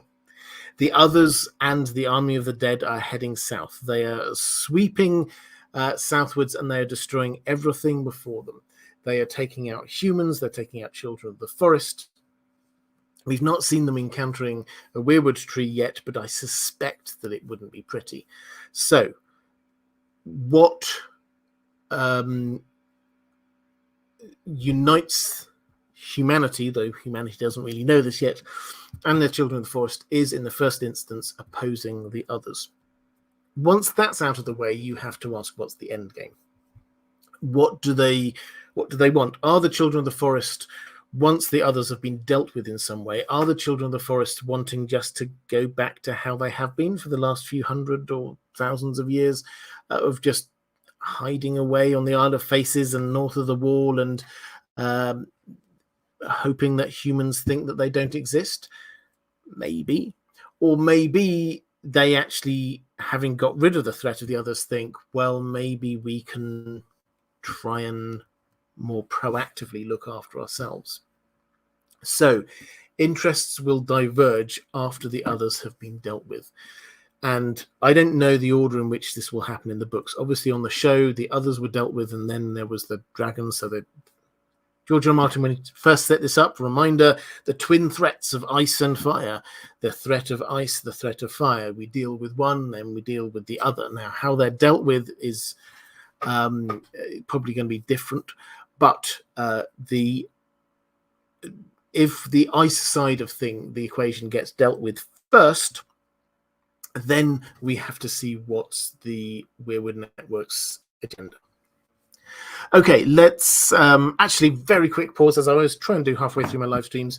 Moderators, thank you so much. You do an amazing job. I can see in the chat there's lots of excellent comments coming through, and you've been keeping it a safe place for everyone. So if you are in the chat, if you're appreciating the work the moderators do, please show them a little bit of love, because they absolutely deserve it. And patrons, thank you as well. Your support keeps this channel going. It keeps me able to produce extra material for you, so I hugely appreciate that. If you would like to support this channel, if you would like to keep this channel going and hopefully even expand a little bit more in the future, the best way to do that is through Patreon. There's probably a link appearing somewhere if you're watching live in the live chat. If not, down below is somewhere in the description will be a link to Patreon as well. So thank you. But let's get back to the questions. Karen Bennett saying, new patron here and my first live stream. I think this was actually last week that you were doing that. I carried some of these questions over from last week when I did the first half of Bloodraven's life and career. So new patron here, first live stream, welcome. So about Euron. Bloodraven knows how powerful Euron is, and I believe Bloodraven can see the future. Given how fond Bloodraven is of prophecies, why has he not generated one about Euron, who reminds me of the Bloodstone Emperor? Euron is going to be an enormous existential threat to Westeros. Well, he is. Euron is definitely going to be a massive threat. Now, I think the short answer is that Bloodraven is now focusing almost entirely on what he sees as the big existential threat, which is the others, and how he fights against the others, which is with Jon and it's with Bran. Euron, yeah, that's potentially an issue happening to the south, but this is not the first order of business. This is not his main issue. Euron also may well be a little bit under the radar as far as Bloodraven is concerned. Euron has spent a huge amount of time over in Essos in exile, and then out on the seas. And so we know that the Weirwood Network seems to only operate really in mainland Westeros. It doesn't seem to work very well going overseas. So it's entirely possible that although, yes, he was aware of Euron as somebody who had potential Green Seer powers, Euron's then just disappeared off the face of the earth. And he came up again on the Iron Islands. There's no real old magic going on the Iron Islands these days either. So then he's heading off on ships off around to the south coast of Westeros. It sounds to me like he doesn't know much about him, and he thinks that the bigger threat is to the north. Okay, let's go to Charis Ballerina, picking up a question from Mike. Thank you very much. Was Bloodraven the Weirwood's first choice when they needed a new tree wizard? Or was he just closest and had magical abilities at the time? Well, we don't know this, but I think he makes a pretty good choice. If you had to pick someone, if you were part of the Weirwood network, it would make sense to have somebody who is not just magically inclined, but also very much focused in on the things that you think are important. He is one of the few people in the entire continent who was as up to speed as anybody could be, pretty much, about the threat of the others and the need for the prince that was promised and things like that. So actually, if he wasn't their first choice, he definitely should have been. He was exactly the kind of candidate that they needed, and somebody who was at that phase in his life where getting hooked up to a Weirwood network seems like actually possibly quite a good idea. Let's go to another question from Karen Bennett as an addendum to my question about Bloodraven and Euron. I know that Bloodraven doesn't give a toss about human-on-human civil wars, but surely he cares about the Weirwoods, and they are likely to take a huge hit during Euron's rampage through Westeros, especially even when Euron reaches the Isle of Faces. The existential threat I mentioned above would include a threat to the trees. Have I mentioned that I love trees? It's good to love trees. Yes, this is potentially an existential threat.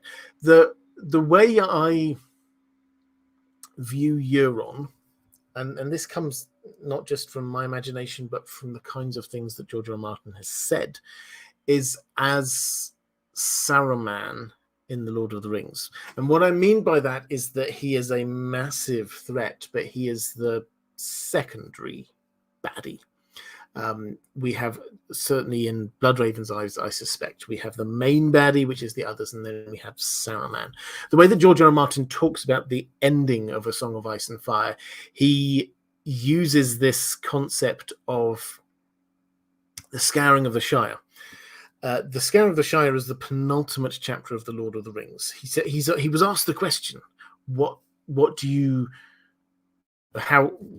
are you going to end it? What's the ending of A Song of Ice and Fire going to be like? And he name checked. He said bittersweet, which is the thing everybody says, and then he name checked 2 Lord of the Rings things to give an idea of what he means by this. The first of which is Frodo, who was broken by his contribution, and so yes, he saved the world, but he could not enjoy it.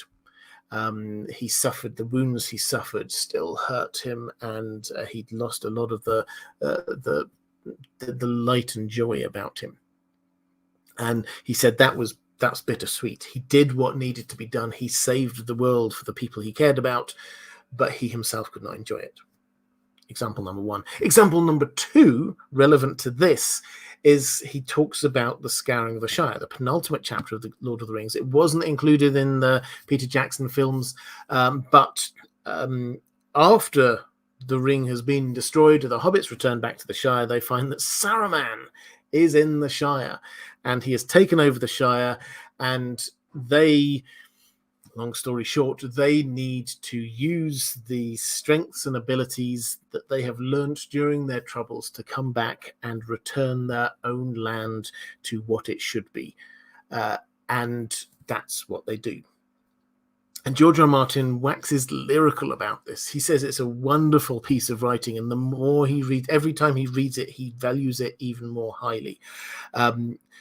So expect that kind of feel at the end of A Song of Ice and Fire, that we have the big baddie defeated, and then the last bit is, and now our heroes have to turn their attention to this other threat. They have to look back to their homelands and go, well, how are we going to end this other threat? I think that other threat feels to me a bit like Euron. So that's where I see him fitting into all of this. And it may well be that Bloodraven also realizes this. If he does know about Euron, he realizes that Euron's real role is going to be after. His real threat is after the others have been dealt with, and that is going to be somebody else's problem. Bloodraven may well die. It may well then be down to Bran to be dealing with that kind of thing.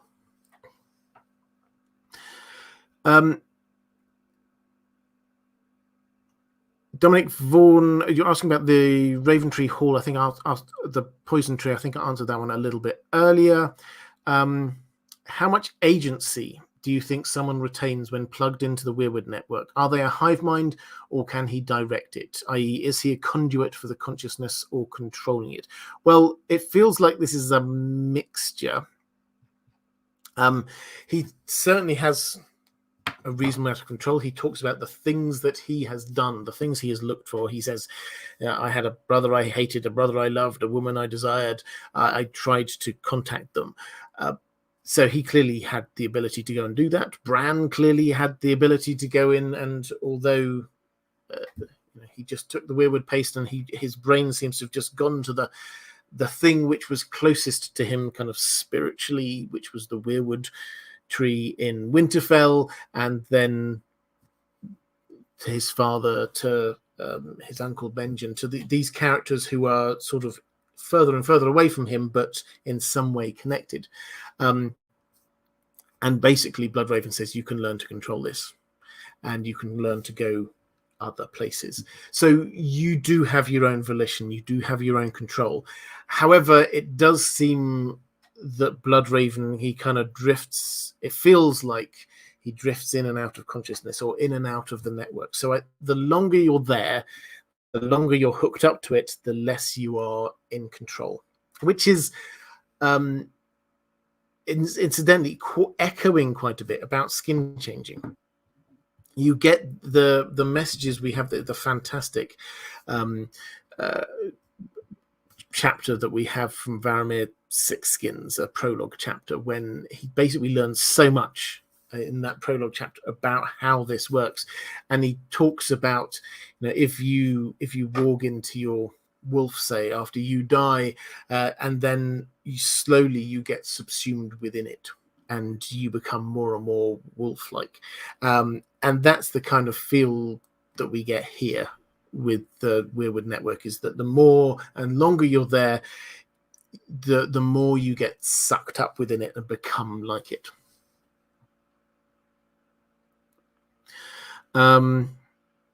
Let's go to a question from Lola Roebuck, saying, why hasn't Bloodraven got in touch with Dany? He has contacted John, Bran, possibly Euron. It seems weird that there's no contact between him and Dany, considering she seems more likely to fit the prophecy of the prince that was promised.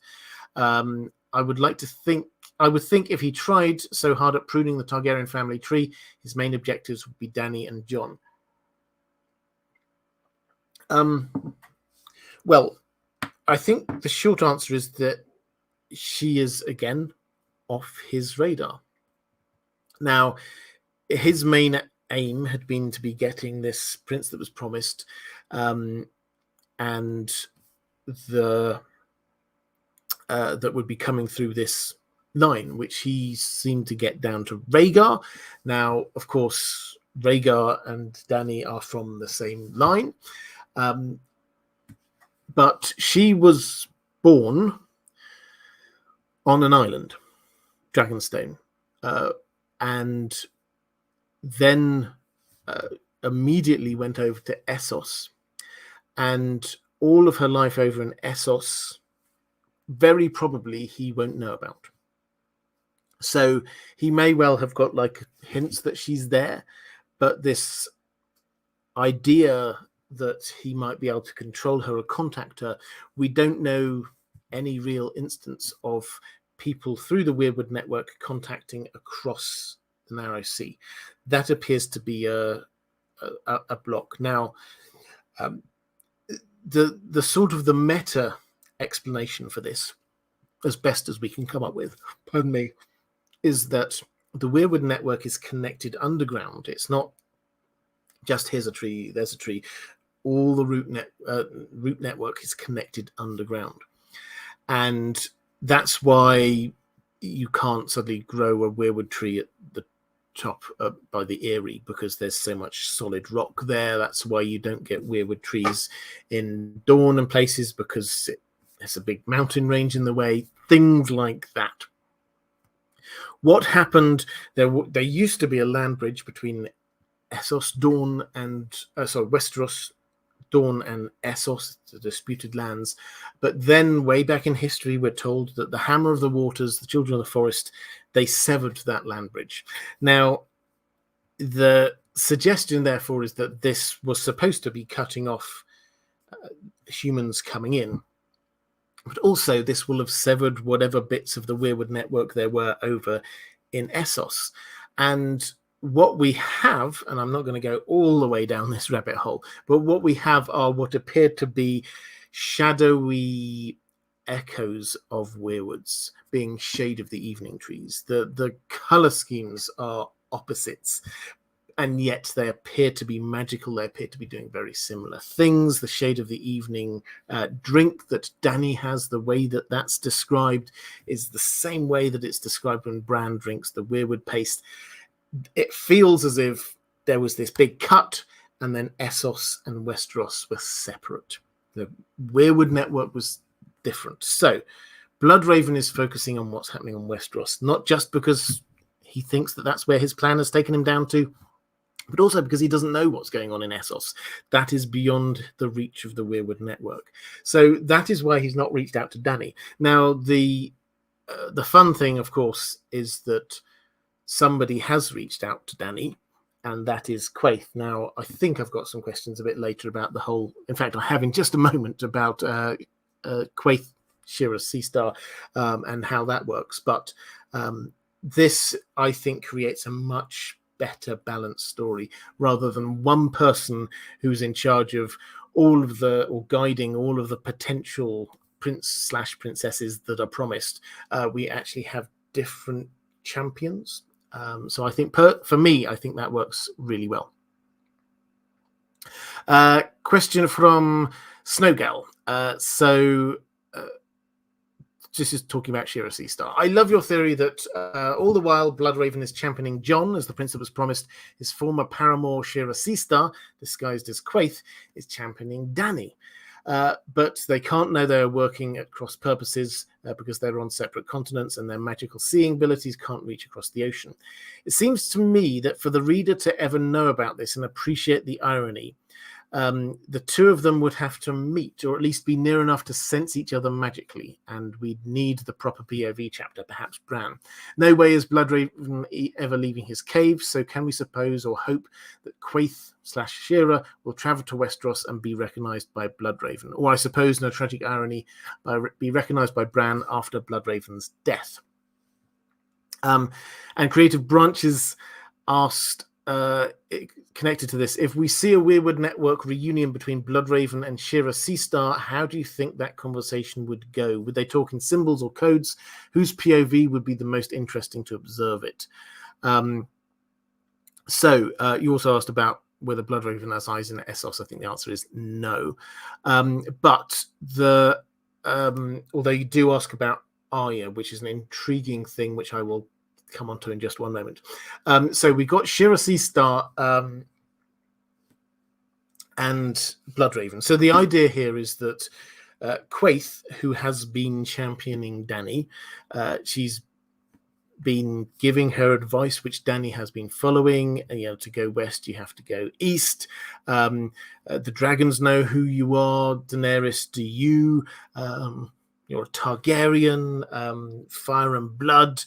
Don't trust all of these people, just trust yourself. The advice keeps on coming, and basically she's been pushing Dany to be Targaryen-y and to head back to Westeros. So she seems to be doing this. I think, for a whole series of reasons that perhaps I won't go into now, I think that there's a reasonably good chance that Quaithe is Shiras Seastar, Bloodraven's old paramour, which brings up a great irony, in that they both they started out very close together, the two of them, sharing all of this prophecy stuff, and they've ended up on separate continents and coming to different conclusions about who this prince who was promised actually is.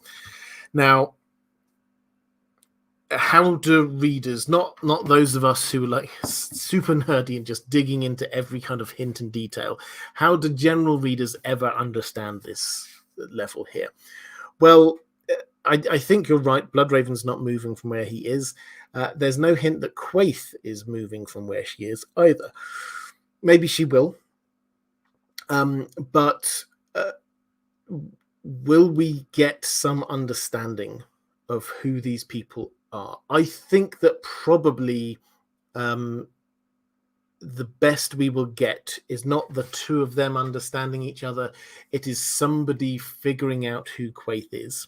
Now, this may sound like a long shot, but the person that George R. R. Martin uses most to help us understand what's really going on in the plot is Tyrion. So perhaps Tyrion will figure it all out. Why might he be the person? He seemed to be the person who figured out that it was Joffrey who hired the cat's paw assassin. Tyrion figured out all that was going on basically behind the scenes in King's Landing, in Clash of Kings. On the Shy Maid, the boat, he figured out one after the other who these different characters are. Who's Griff? Oh, that's John Connington. Who's this young Griff? I think I figured out who this person is. And he goes down the list of he nearly gets to the end, figuring out one after another who these people actually are. So this is very much in Tyrion's wheelhouse. This is the kind of thing that he does. Perhaps Dany will talk to him and Tyrion will put two and two together. Some of the clues are pretty straightforward. And it's the kind of thing to make him be quite suspicious. Who is this person? Well, they speak fluent Westerosi, so okay, maybe they come from Westeros. Also, they're in a Shy. Perhaps he might remember that Shira Seastar went to a Shy and didn't come back.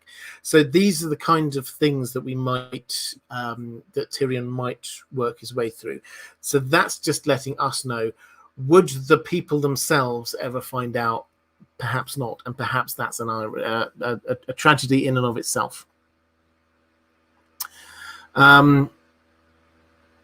Let's go to Catherine Francis. You're here. Hi there, saying, "Wow, I made a live stream. It helps being in San Francisco where it's 4 p.m. not 1 a.m." Well, absolutely. So great to see you. Reflective rambling, pick up a question for Mike. Mike asking, was Bloodraven, was he the Weirwood's first choice when they needed a new tree wizard, or was he just abilities at the time? I think I've answered that one already, actually, reflective rambling.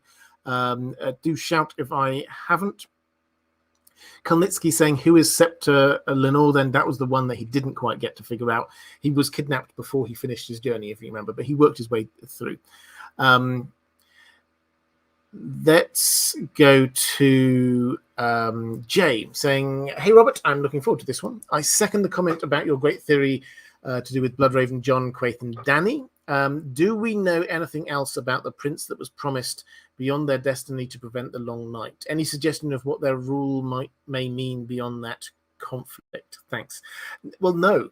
And this is, so we have some clues about the prince that was promised. There's the comet, there's the born amidst smoke and salt, and there's the line that they're sort of supposed to be coming from.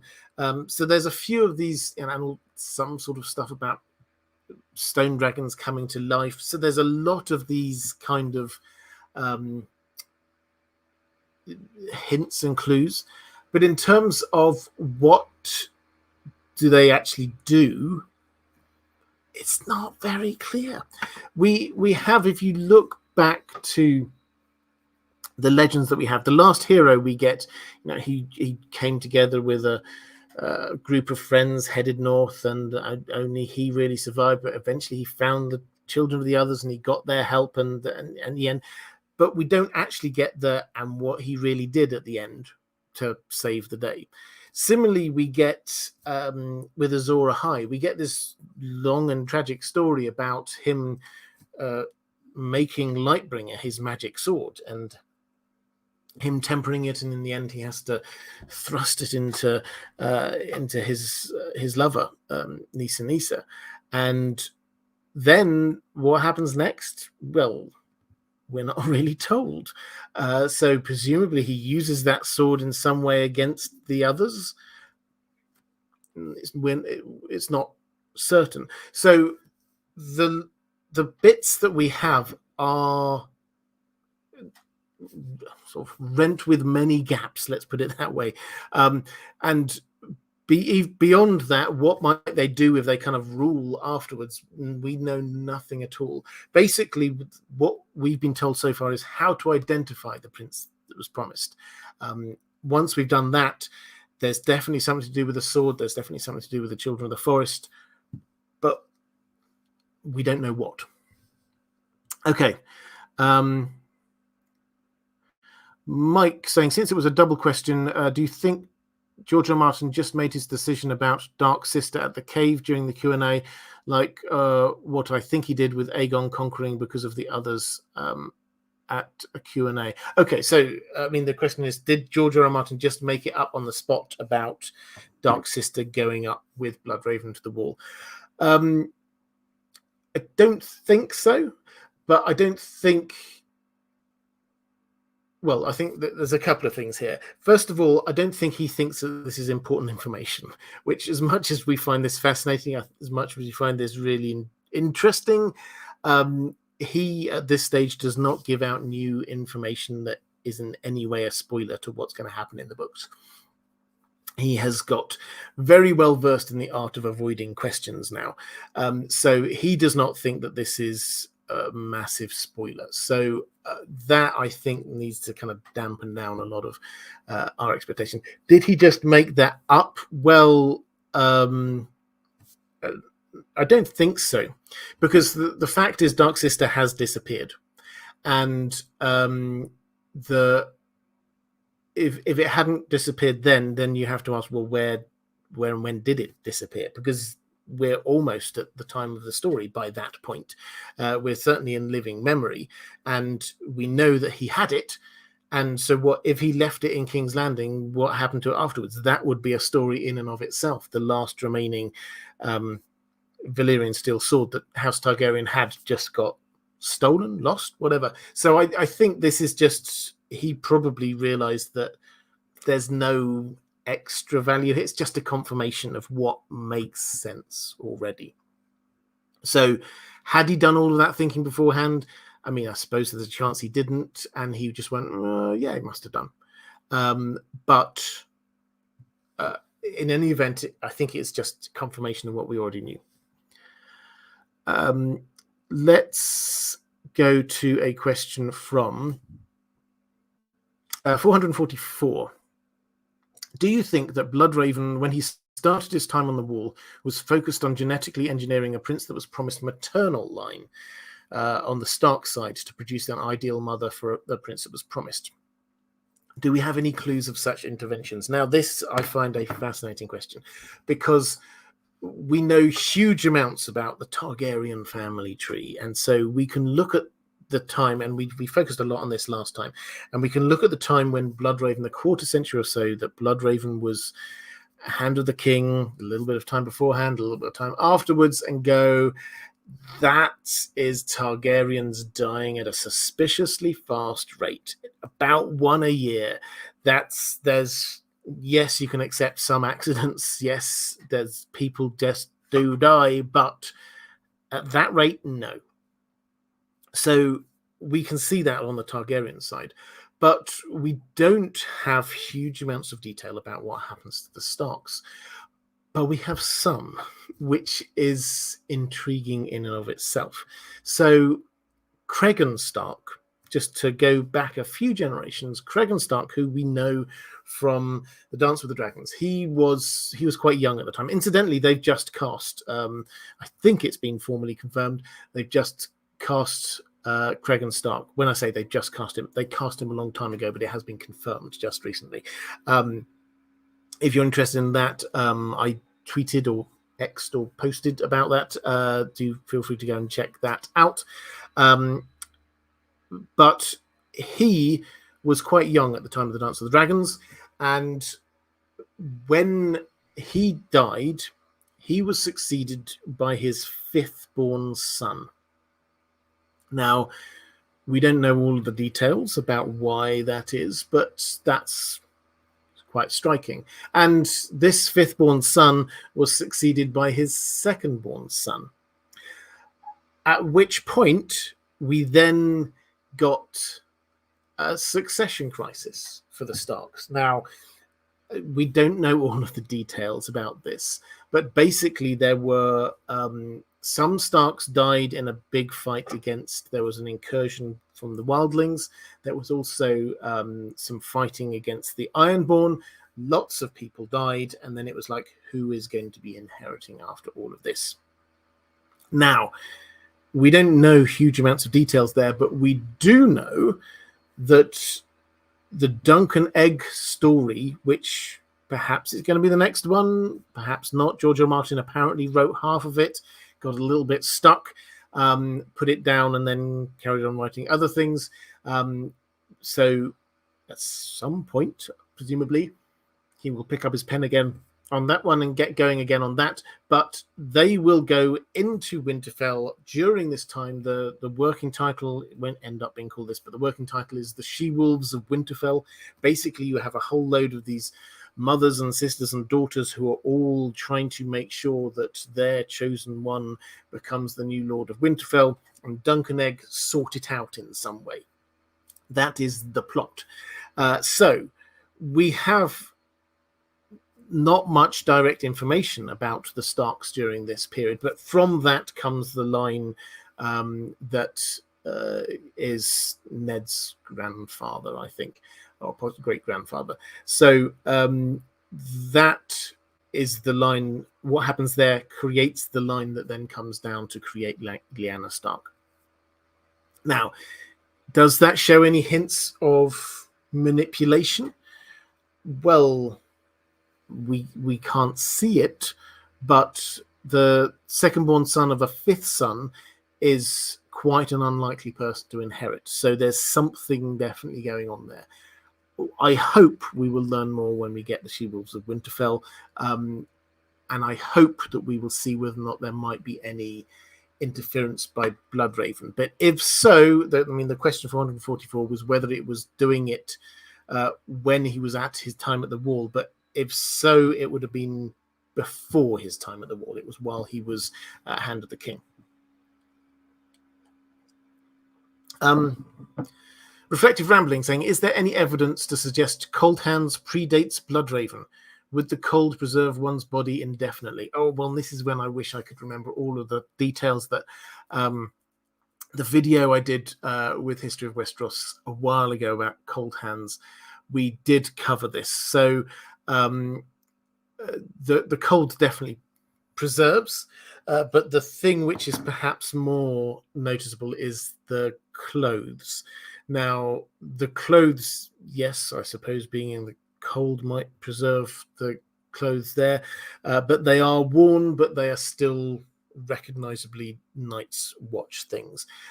If they were hundreds of years old, one suspects that if you're just wearing one set of clothes, that and you're living rough, which he seems to spend at least a reasonable amount of his time camping out rough all the time.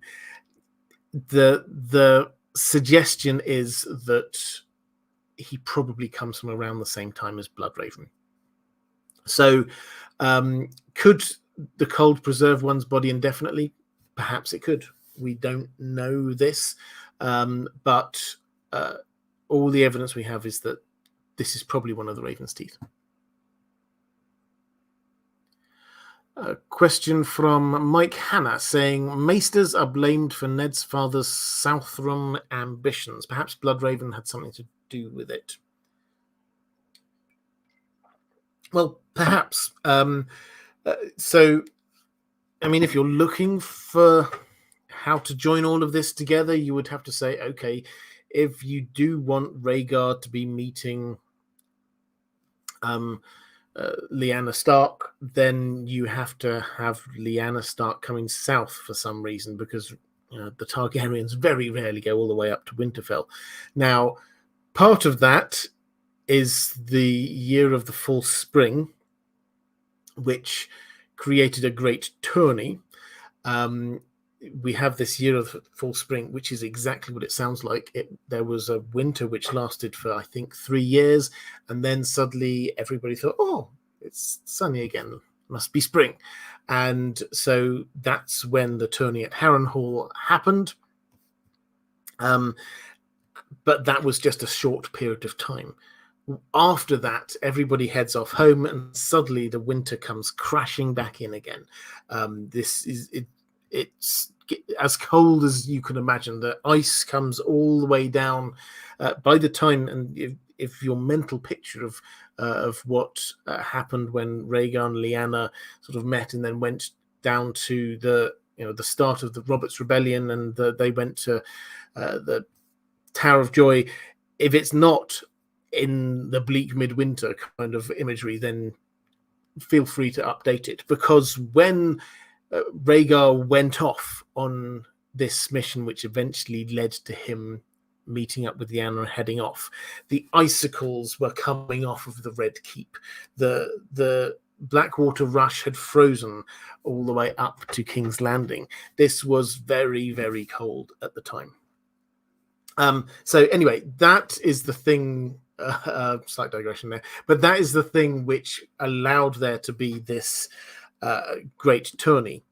And the invites were put out by Lord Went, seemingly with this idea of getting the Lords of the Land together to make sure that or to get support behind Rhaegar for a potential coup. Now, they would, I'm sure, have invited the Starks to this, because obviously the Starks representing the North. But how could you be sure that the Starks would come south with a whole load of their kids? The reason they did was because Lord Rickard wanted them to be mingling with the people in the south, because of his Southron ambitions. Now, who might put those Southron ambitions into the minds of the Starks? The Maesters are blamed, perhaps. But yes, this definitely fits in. Again, this is one of the things which fits in with what Bloodraven would want, but we just do not have any evidence to say that he definitely did it. Question from Caius Ballerina. Bitter Steel's Golden Company causes a decay in the Night's Watch. He found an alternative escape for people who lose wars, perhaps intentionally. Oh yeah, interesting. Okay, so the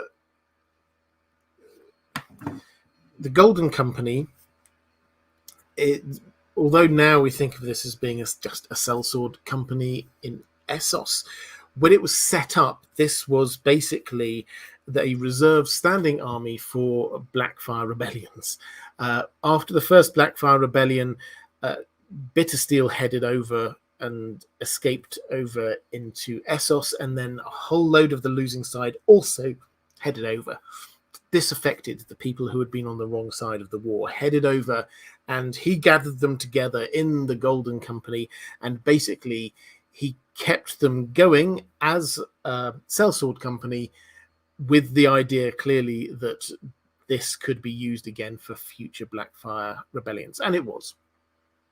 Now, this idea that this drew people away from the Night's Watch, yeah, I guess there probably was an element of that. Certainly you would expect after the Blackfire Rebellion that some people might have been sent up to the wall. Some probably were sent up to the wall. The fact that, therefore, they weren't, and that for decades afterwards, disaffected people thought, well, I might just head over and join the Golden Company rather than go to the wall. The Golden Company obviously don't make you swear all sorts of lifestyle choice things that you might not wish to swear. Yes, it's an entirely valid point. There are other reasons why the Night's Watch was fading, but this is definitely one of the contributing factors, I think.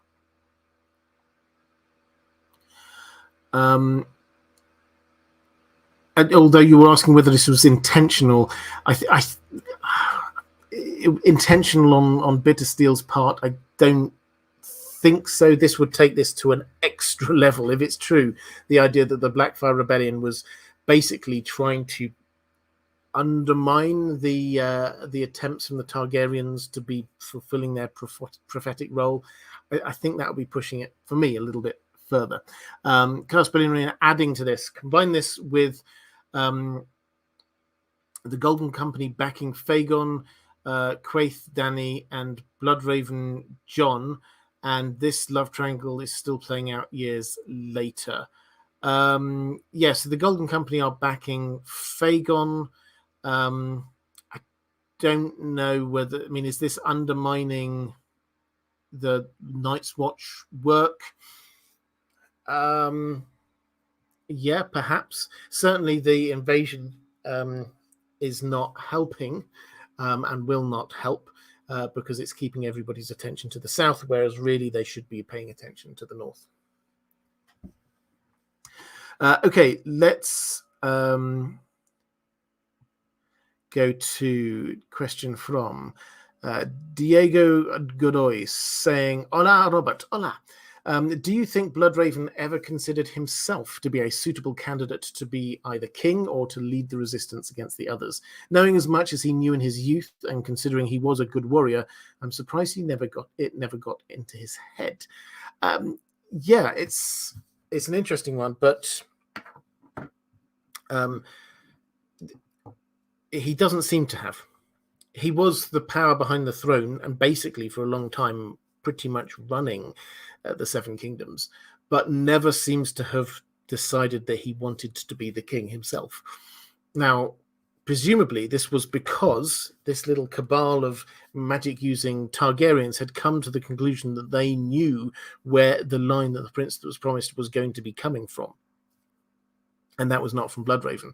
And if Bloodraven was a true believer in this, if he was the kind of person that didn't want, that saw his own role as less important than achieving, or his own fame as less important than achieving the ultimate goal, then yeah, that makes absolute sense. So I don't think he did ever think that. It's possible he might at one point have wondered whether he was the prince that was promised, but I think that it seems reasonably clear that his reading was not that it was him, but he had an important role. And I think the only thing I'd just add to that is I think that character trait is actually quite a reasonable one. I think that there are a lot of people in this world who don't want to be the main person, who do see themselves as, yes, they've got a huge amount to contribute, but they don't want to be the front man. They don't want to be the person that everybody sees and looks to. They want to be the power behind the throne. They want to be the influence. So it makes sense that that's the case. It makes sense that not everybody always wants to be the king, the ruler. Mr. Super Chat, apologies from Cast Ballerina. Why hasn't he or Leaf talked to Bran about the 3 taboos? This is to do with skin changing. So we learn about the 3 taboos. Basically, again, this is through Varamir's 6 skins, and they are. I will forget one of them, I'm sure, but you shouldn't wog into another human. You shouldn't eat human flesh while you are wogged into your animal, and a third one that I can't remember off the top of my head. But these are basically the rules that skin changers operate by. Varamir kind of skates at the edges of these. He's not, and eventually he is basically going to contravene them. But Bran has nobody teaching him any of this, and basically he starts one after another breaking these rules. Him skin changing into Hodor is horrible. It really is. When you read it, you can see Bran goes into Hodor's mind and he can sense Hodor hiding away in the corner, just like cowering away. He is taking control over somebody else's body. This is not good. And eating flesh of humans while he was wogged into Summer. he is breaking the rules. Now, why don't Leaf and Bloodraven talk to him about this? Well, I think probably Bloodraven thinks he's got far more important things to be worried about. Leaf probably didn't know that he needed to be taught about this. So it'll be interesting to see whether he does at some point. But for plot points, however the Hodor hold the door thing happens, at that point, Bran has to think it's at least okay to do that. Because that's fundamentally, that's what it is. He's going into somebody else's body and taking control of them and forcing them to be doing something. So it's plot important that he doesn't suddenly become convicted of this. Carl Bielemeier is saying, "Don't mate well wogged." So yeah, thank you very much. That was the third one. Let's go to a question, and a couple of others have also, thank you very much, in the chat picked up on that. So we get a question from Alhad saying, "Can you speak about the aspect of time in the world of Ice and Fire? For example, in case of the Hold the Door scene, someone from the future is affecting Hodor, but Bran is actually meddling in his past. It seems the past and future both can affect each other. This also might be the reason why Bloodraven is bullish about Jon. He might have seen something in the future rather than just believed in the prophecy. How do you think the Weirwood visions work from this perspective?" Yes, so he there are two parts to this. I think let's cover this. Could you use the Weirwood network to look in the future? At least theoretically, yes. So yes, potentially you could. However, Bloodraven does at one point, I wish I could remember the exact words he uses, but it's basically looking into like a misty fog. And so the kind of hint is that as far as he's concerned, you can see outlines of the future, but that's about it. Now, in terms of how time, and that kind of works well, actually, incidentally, with other people seeing the future. You get very few people who just like look directly into the future and here's what's about to happen. You get lots of prophecies and symbolic visions and things like that. So that kind of matches up. In terms of how time works, the conclusion that I think I and many others have come to is that this seems to work, certainly in that instance and perhaps elsewhere, in a kind of a closed time loop. By which I mean is that you can go back and change something in the past, but the thing you've changed in the past has already impacted the future that you've been living in. So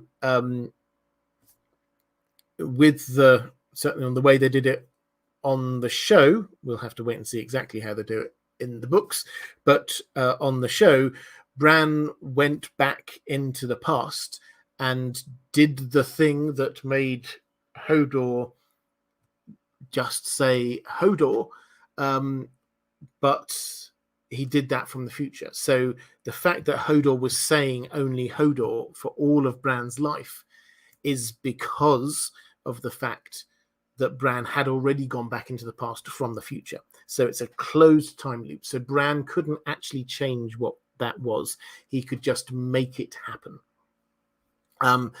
So, and I'm sure you can come, there's plenty of sort of sci-fi books and films that follow that very same logic. You cannot change the past. You can only make the past actually happen. So will we see that happen elsewhere, or is that the big finale of the hints that we've had so far? Is the big question, I think, along these lines, because we've had some hints already. We've had some sort of foreshadowing. We've had the Bran going back into the past and saying something and his father hearing. That had always happened. That was him changing something in the past. That means that always happened. Ned always at some point turned around saying, "Who's there?" That was always there because Bran was going to come back and do that. Hodor clearly is a big culmination of that. But the question is whether Bran then does this on an even bigger scale sometime. Doing what? Who knows? But the Hodor scene, the Hold the Door scene, can either be the culmination of the foreshadowing, or it could be the foreshadowing itself.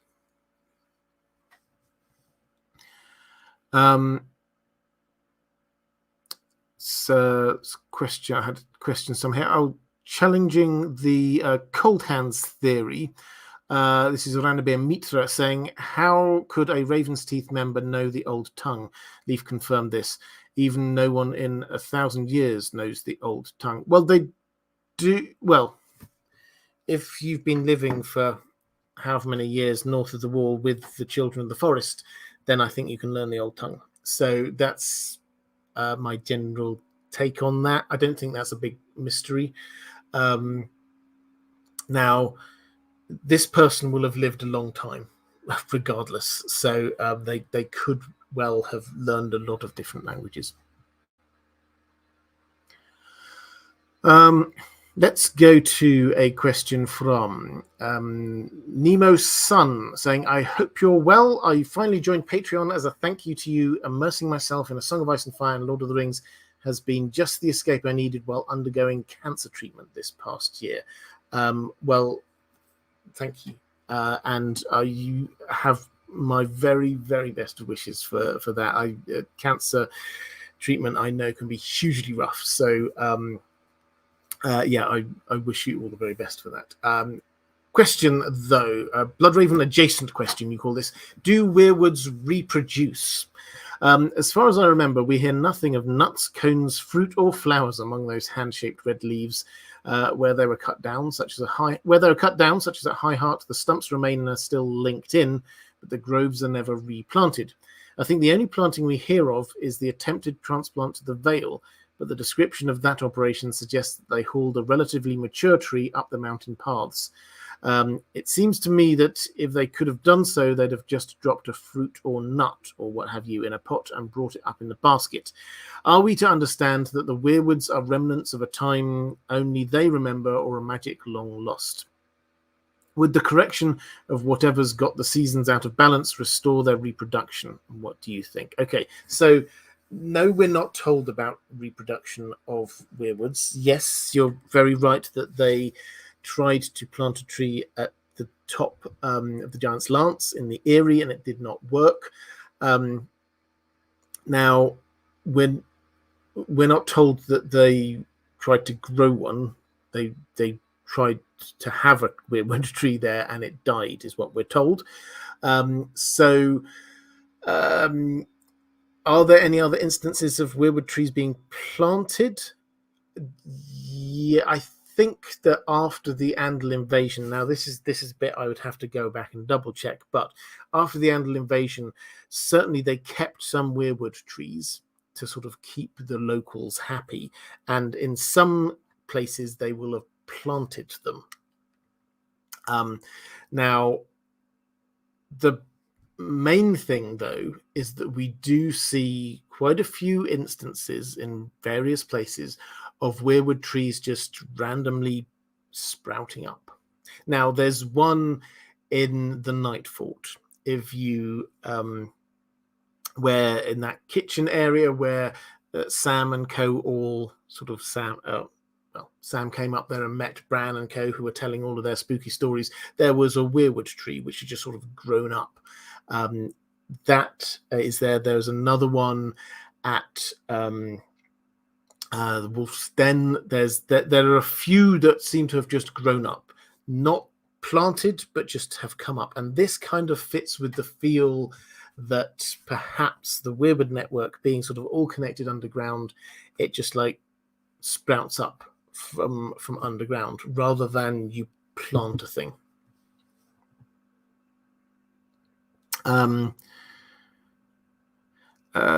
Runners, says a Greek weirwood. Yes.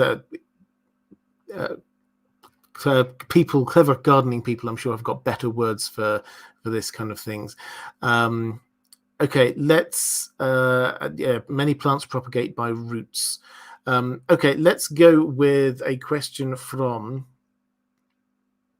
Actually, there was a little bit more on that Nemo Sun. Actually, just to pick up on the rest of it.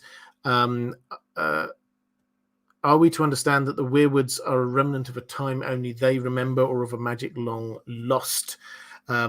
With the correction of whatever got the seasons out of balance, restore their reproduction.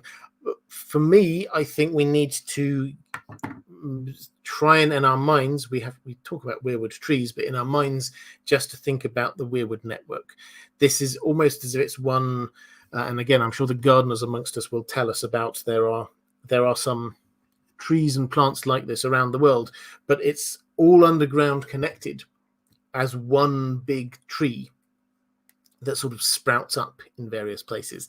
That's the idea that we've got. So are they remnants of a time only they can remember, of magic long lost? I think they are, as much as anything else, they are Westeros. They are an expression of Westeros. They are a part of Westeros.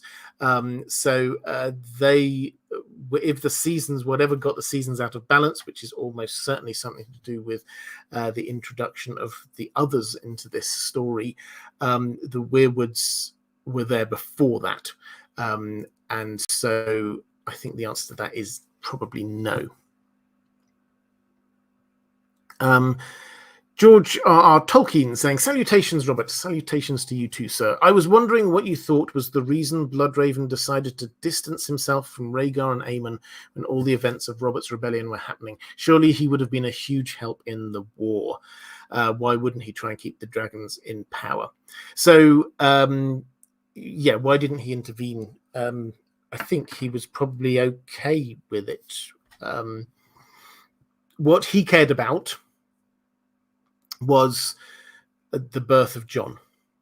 Now, that happened, and what the result of that was that Jon was brought up not as a prince in faraway King's Landing, but as somebody in Winterfell who was brought up with tales of the North, tales of the others.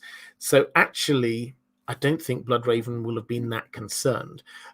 If he decided this is it finally, he needed the Targaryens to be there in power all that time, but then once he'd got his prince that was promised, I think he was probably less concerned about it. The issue is the prophecy that we have that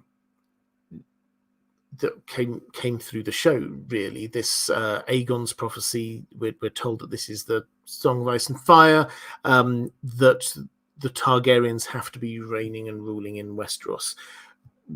Does this mean that he got it wrong?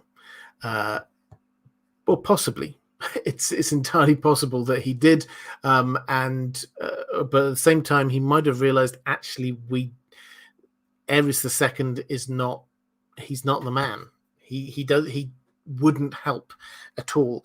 Rhaegar similarly seems to have been very confused about who the prince that was promised was. So he also was quite.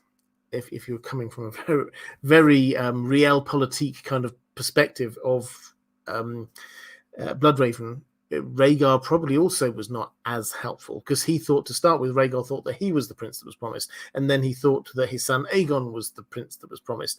So maybe he wasn't the most helpful person to have around. The important person was Jon. King of Imps asking, who exactly are the Raven's Teeth? Sure, they are Bloodraven's loyal archer guards, but what makes them so loyal that they would follow him into exile to the Wall? Are they just a bunch of really loyal soldiers, or is there something more magical going on with them?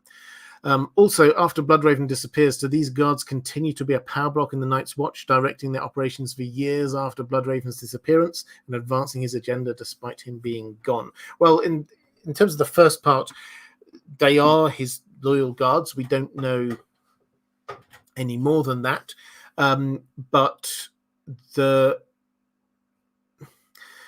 interesting thing is that they were from quite young. Now, Dunk remembers seeing Bloodraven come into King's Landing when Dunk was a child, riding into King's Landing, followed by his raven's teeth. And at the time, I can't remember my sums exactly, but at the time, Bloodraven will have been young, late teenager, maybe early 20s. This is somebody who's amassed a very loyal group of people, even at a very young age, which implies that perhaps it's not just people attracted to power. He was not at that stage. He was not Hand of the King. Maybe this was a bunch of people who kind of subscribed in some way to the magical cabal that was there with him and Shira and people like that. So we don't know any more of details than that. We just know that they were ultra loyal, and they did stick with him from quite early on. And after he went north of the wall, what happened? Well, we're not told. Presumably some of them, presumably he didn't go north with all of them, or again, that's the kind of thing we'd been told, that he marched north with all of his raven's teeth. That's not what we're told. We're told that he went ranging north. So presumably some of them were still there. Presumably some of them were staying at the Night's Watch and would have voted on who the next Lord Commander is. Would they have tried to do his will? Yes, probably. But then if he had gone and decided to keep himself separate from that point onwards, then they probably just became normal members of the Night's Watch. And by the time we get to the story that we are at, then they will all have either been very old or died. Andrew Case saying, I'd say that Bloodraven got it right. His eugenics playing resulted in both savior figures, John and Danny. Yep. Okay, so let's go to a question from Lady Pushkins. Who are all those skeletons in Bloodraven's cave? Sacrifices to aid magic, maybe? Well, so there's two bits here. First of all, there's a whole load. It's like a cave full of the skeletons and the skulls that we talked about already. So some of them are humans, some of them are giants, some of them children of the forest. There's also the ones who are hooked up to the Weirwood network that in the lower caves that Bran sees. Now, my take is that the ones who were down in the lower caves, they were the equivalent of Bloodraven, just people or children of the forest who've been there much longer than him. All the skeletons and skulls, are they sacrifices? I mean, I want to say no, but I can't rule it out. We've said time and again the Weirwood network needs blood sacrifices. We're told this. We see this when Bran goes back in through the Weirwood tree, looking at the earliest vision he has is of a sacrifice before a Weirwood tree. We're told again and again that the Weirwood trees demanded sacrifices. The children of the forest magic demanded sacrifices. So we shouldn't imagine that there are now no sacrifices. All of the magic pretty much in George R. R. Martin's world seems to demand sacrifice in some way. So probably, yes, they are. It's just not the kind of thing you want to really think about much. Mike Hanna saying, not sure if you've spoken on this. Maester Aemon and Bloodraven, both Targs in the north. They arrive together at the wall. One is magic, one is a Maester. Yes. I mean, I've spoken on it a bit, but I will happily talk about it again now. So, yes, when Bloodraven gets sent up to the wall, he goes with all of his raven's teeth, his support group, and Maester Aemon also goes up at the same time. And Maester Aemon obviously becomes the Maester up there at the wall, and so he and Bloodraven were at the wall for a good period of time. What did I say? 13 years or something like that. So during this time, Aemon already was perhaps a dragon dreaming, but he also very much started getting involved and thinking and learning about the prince that was promised. Because we know this because he corresponded with Rhaegar years later. Now, we don't know, we're not told, we're not shown any of the interactions between Aemon and Bloodraven, other than very brief recollection from Aemon that they came up together. But surely they will have talked to each other a reasonable amount. They will have had quite a lot in common.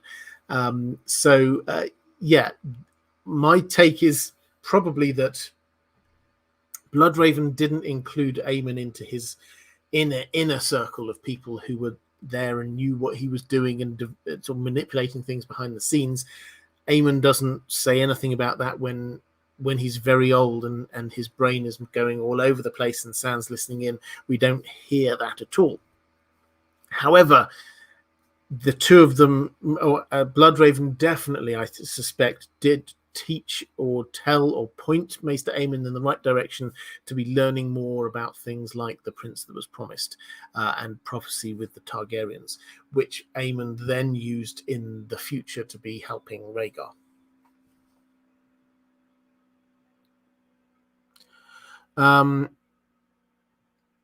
Okay, let's go to a question from Brandy 1842.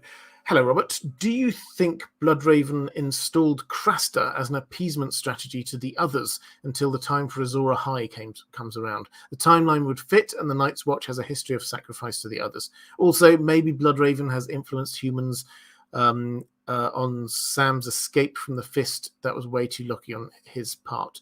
So just in terms of Sam escaping, then yes, I think Bloodraven intervened a couple of times, definitely. We've already talked about Mormont's Raven, who was actively encouraging him to just get out of there because the others were on their way. That was getting out from Craster's Keep. And then also we had Cold Hands making contact and basically saving their lives and getting them to the walls. So that's at least a couple of times when Bloodraven proactively helped Sam get back. Why does he want Sam to get back? Well, firstly, he's got information about what kills the others with the dragonglass, and secondly, because he has some dragonglass and he has the Horn of Winter. So Bloodraven definitely wanted Sam to get back down to the south, and he definitely helped him get there. So that's that part of the question. In terms of whether Bloodraven installed Craster as an appeasement strategy to the others until the time for Azor Ahai came around, I don't personally think so. I, about 2 years ago, wrote a video about Craster and what on earth was going on with Craster, and then I forgot about it for about 2 years, and I've recently finished it off, and it will be out, I think, probably in a week or so's time, so do keep an eye out for that. But I always spoil my videos here in advance. So Craster, all the evidence is that Craster thinks that he is just a appeaser. He's giving up his children to what he considers the cold gods in a way to just keep them off his back. That's what he thinks he is doing. There's no hint there of that somebody told him to do this. This is just what he thinks that he needs to do in order to save himself. Would, on a slightly bigger issue, would Craster doing this have slowed down the others in some way? I don't think it would in some way. Would it have appeased them? I don't think we've got any evidence that suggests that they would be appeased by that kind of thing. We haven't got, and we have to keep on reminding ourselves, in the books we've got very little information about the motivations of the others, but there's nothing that we've seen which seems to suggest that you could just drop a random person in the middle of the haunted forest and say, hey, you should put your sons out as sacrifices to the others, and that'll hold them. That'll keep them occupied for a while. So I don't personally think that that's the case. But on your second point with Sam, yes, absolutely 100%.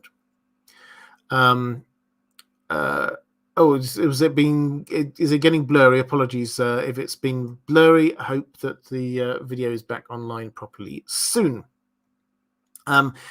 Shelley J. When Jaime goes to the Riverlands to resolve a siege at Riverrun, he has a war council with the Riverlords, both of Vance's. Both Vance's notably are calm and give sage counsel, and Carol Vance is described as having a port wine birthmark on his face and neck. Later, Lord Vance tells Jaime he must go to Riverrun. This feels mysterious and Bloodraven-y to me. I wonder if Bloodraven is trying to direct Jaime in a particular direction for a reason. Well, you know me, I'm always looking for reasons to blame Bloodraven for things. I don't personally see at the moment what game Bloodraven would have with Jaime to get him to Riverrun. I can't see the big advantage there. To Raventree. I can't really see the advantage there. Basically, what Jaime is doing is at this stage is he's going around the Riverlands, making all of the main castles of the Riverlands just give up.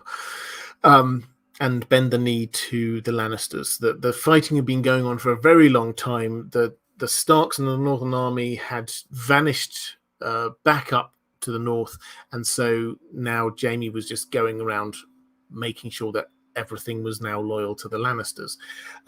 While this was happening, Jaime was going through a period of reassessing his life. He is at this point in the story. He's going through a period of reassessing his life, culminating in things like Cersei sending him a letter saying, "I need your help, come and save me," and him just sort of like calmly ripping it up and throwing it away. That is where he is at now. He's really reassessing who he is. Now, is Bloodraven behind that? Personally, I don't think so. I'd not picked up on the port wine birthmark on Carol Vance's face and neck. I will have a proper look at that, and if something comes up, then I will let you know. But obviously, yes, that is quite echoey of Bloodraven. If people in the chat can think of a good reason why Bloodraven might want Jaime to be going to Raventree and things like that, then do let me know.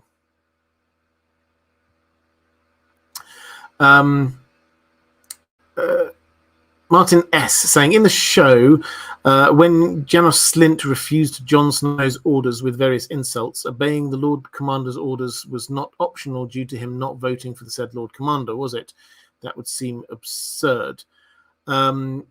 Yes, so once the Lord Commander, and this is show and book, once the Lord Commander has been voted in, they are the Lord Commander, and you do not get to say, "Oh, well, I didn't vote for you, therefore I can ignore you." So, once you have been voted in, both book and show, then that's it, you're Lord Commander. Okay, let's go to a question from Ty Farnsworth.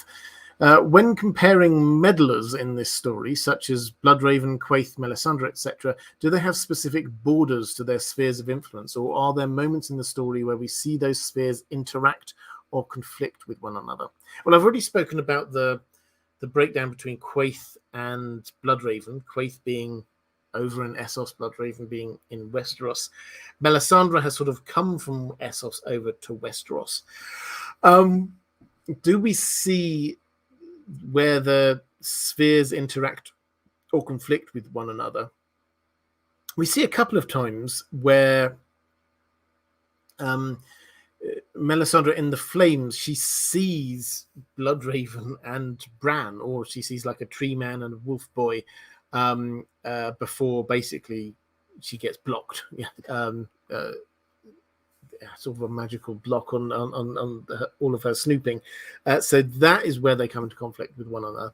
And there's also an interesting moment, which I think I mentioned a little bit earlier, but you get the ghost of High Heart at High Heart is there when Thoros of Myr is trying to see things in the flames, and she says, "Oh, he won't succeed here because this is a place with the magic of the old gods," which seems to imply that there are some areas or spheres of influence, particularly when it comes to the weirwoods and the old gods.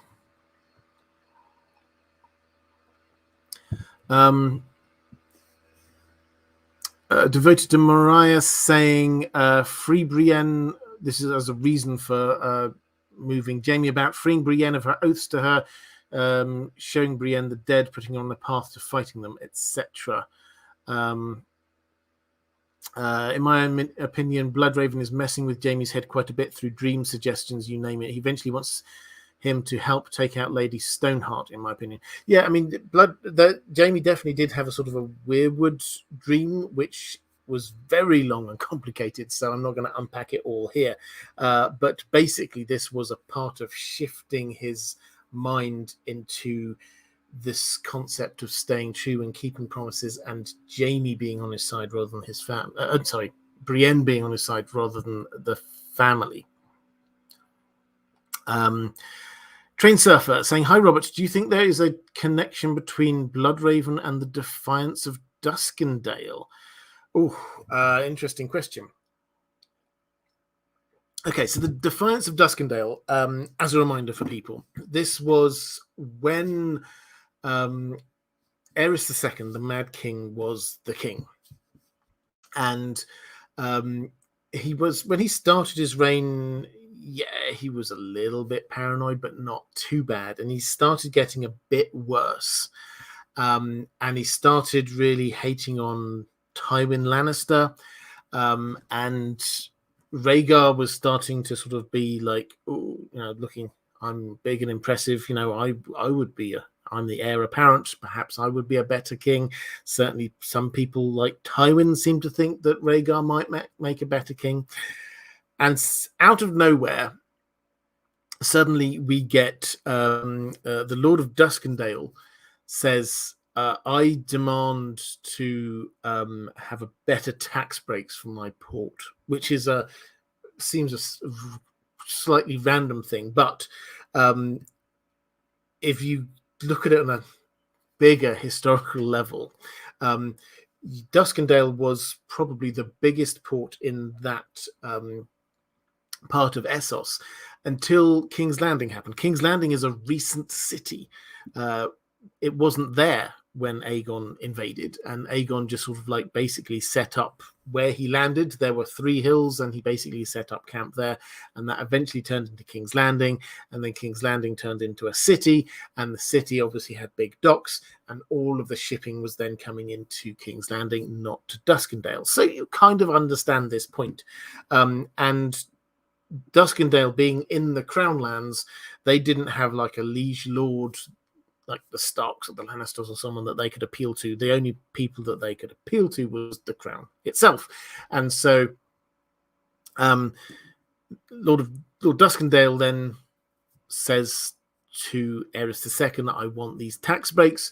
Aerys basically says no, but he sort of goes and negotiates with him, at which point he gets kidnapped and gets held captive in Duskendale, this mid-sized castle, which suddenly turns into this massive constitutional crisis because the king has been kidnapped. And this, as I say, this goes on for 6 months. He's in solitary confinement. Tywin, as Hand of the King, has a big army and sort of basically camps outside. But the Lord Duskendale basically says, no, if you actually attack, then I will kill the king.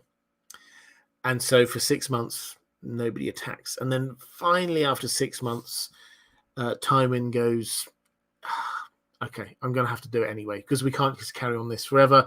And that night beforehand, this is part of the legend of Barristan Selmy.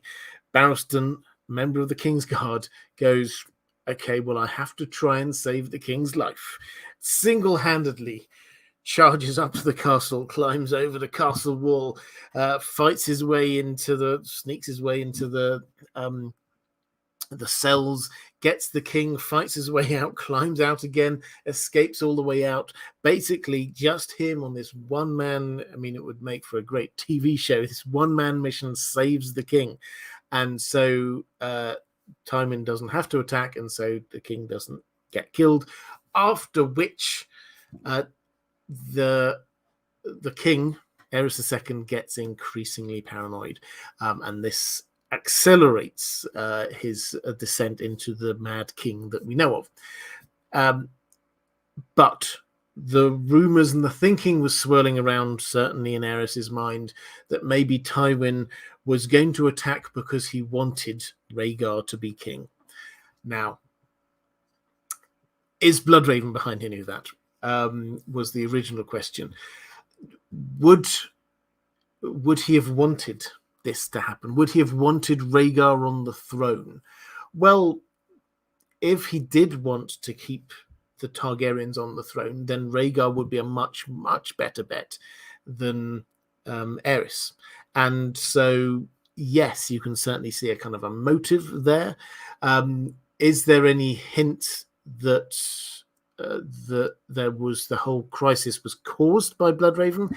Not really. I mean, this was blamed in true Maester style. This was blamed on the Lord's wife, who was a foreigner somewhere from in Essos somewhere. She was allegedly a magic user. But again, that's just what the Maesters say, so we don't know how seriously to take that. Is there a possibility that that was Bloodraven working with her? There's no hint of it, is the short answer. If there was, then this is Barristan Selmy going up and mucking up everyone's plans, which is basically what happened. But could he have? Yes. Is there much evidence? No. Andrew Case saying, surely Bloodraven influenced a massive amount, but I would think has to be a combination of micromanaging while capitalizing on macro events he didn't control. Yeah, I think that's probably a fair way of saying that. Let's go to a question from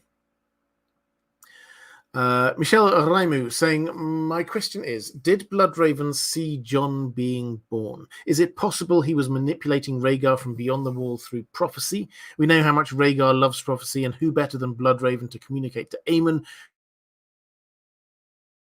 who would in turn communicate. The question is, did Bloodraven see Jon be born? So, I think you're absolutely right with he influenced Aemon. Aemon influenced Rhaegar. And I think that was part of what drove Rhaegar to do the things that he did. That bit I absolutely buy into. Did he see Jon being born? I mean, probably. In as much as if you can see things through weirwood trees, but then move beyond the weirwood trees in some way, then why wouldn't you? If you're Bloodraven, and if this is the thing that you've been planning for literally decades, you want to make sure that it happens.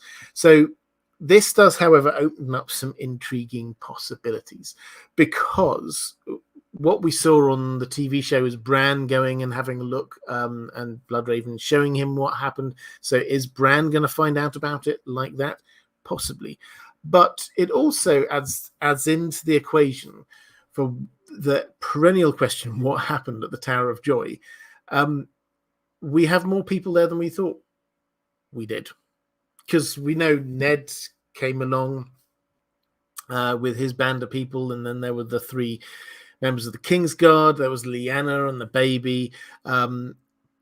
Very probably a few other people, maybe a maester, maybe a lady in waiting, something along those lines. We don't know those extra people, but what if Bloodraven was there or watching? Maybe he thinks that he can't change things. Maybe he thinks that maybe he went there in real time and he felt that he could change things.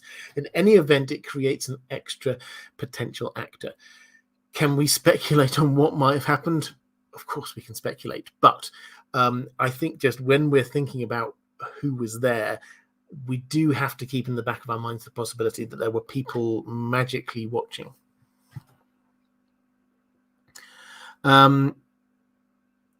Let's go to good night, Reflective Rambling. Great to see you. Let's go to a question from Commander Ray, saying, "Hello, Robert. My question is about Bloodraven's actions or believed actions in the story, from the direwolf pups to other similar moments that just seem predetermined, like the gods themselves made sure the mother had 6 pups that matched the Stark's genders. So, so is this really Bloodraven using the timeless power of the Weirwood network, or are these such moments actually works of the gods? Is there even a difference?" Well, I think we have to understand when we're talking about the gods and the old gods, what we mean by this. The old gods are the spirits within the Weirwood trees. Now, so this is the Weirwood network, and what is this in real terms? This is the people, the memories, the lived experiences of people that have been kind of sucked up into the Weirwood network. The best, it's not perfect example, but the best way I think perhaps for some of us to understand it is this is closer to ancestor worship than it is to this idea of kind of like monotheistic god. So when we're talking about the old gods, that's the more of the sphere we're talking about. The old gods are not the same as the new gods. So it could are these works of the gods to make this happen, or is this work of Bloodraven? I think the things are very blurred, as in the where the crossover is between those things, given that Bloodraven is in process of being sucked up within the Weirwood network. Yes, he has his own volition, but is he acting completely independently of the Weirwood network? Definitely not. But this is one of those things, just as we're talking about it, that you kind of miss when you first read. But when you're reading back with a critical eye, you see the potential for influence by Bloodraven even here. This is the first proper chapter of A Song of Ice and Fire, and this is the first scene that George R. R. Martin thought of. And in that, we get what appears to be an intervention by Bloodraven. Now, getting the direwolf to the south of the wall at the right number of pups, etc., is one thing, but they were heading off until we get the main Stark children have got their direwolf pups, and they're heading off until they hear a sound. I think it's Rob who hears the sound, and then goes back and finds the extra direwolf, which is Ghost for John. Now, Ghost does not make a noise, so that almost certainly was not Ghost. This was an extra noise, like and I wish I had it up in front of me, but it's like the whisper of the trees. That's the kind of feel that we've got going on here. Bloodraven attracting attention, and the hints are there all the way back in the very first chapter. Let's go to a question from Lady Pushkins. Hi, Robert. When Melisandre has the vision of Bloodraven and Bran, then she feels the fire in her and black blood on her thigh. What do you think this means? Could she have Targaryen blood or be connected to Bloodraven somehow through blood? Yeah, so she has the vision, and then she has to blink out. The barriers go up, and she comes out, and the black blood on her thigh. This black blood is something George R. R. Martin uses in a couple of ways of saying it. Black blood could just be mean evil. It could mean that you're a member of the Night's Watch, or it could mean that you're dead. Cold Hands, for example, has black congealed blood in his hands. So that's the ways to use it. I think that this is a hint to Melisandre and her longevity, and the fact potentially, and this was a theory I worked on a long time ago, so I'm not sure whether I still believe it, but it certainly made sense to me at the time, that perhaps she herself is a white of some kind. If you read her chapter and actually you discover that she doesn't eat. She sometimes eats for the benefit of other people so that they can see that she eats. She doesn't sleep, really. She's incredibly old. And these things kind of are echoes of what we read with Beric. So he also is there. And is she therefore a fire white herself? Is that what the black blood is hinting at? I think that's much more likely than the Targaryen blood thing myself. Right, let's go to Otis480. I have a question about Bran that might also be about Bloodraven. In the Arya chapter in book 1 and also later, she sometimes hears a voice that might be her own thoughts, but might also be something else. Here's an example from the chapter where she flees from the Red Keep, and this is a quote. "Calm as still water," a small voice whispered in her ear. She was so startled that she almost dropped her bundle. She looked around wildly, but there was no one in the stable but her and the horses and the dead men. Quiet as a shadow, she heard. Was it her voice or Sirio's? In my interpretation, these voices come from Bran, who seems to be able to reach out into different times and places. I do not think this voice comes from Bloodraven, because he says that people never hear him when he reaches to other places. Or was it just Arya's own voice? Now, this is fantastic. Because this is one of those times when actually I hadn't thought this.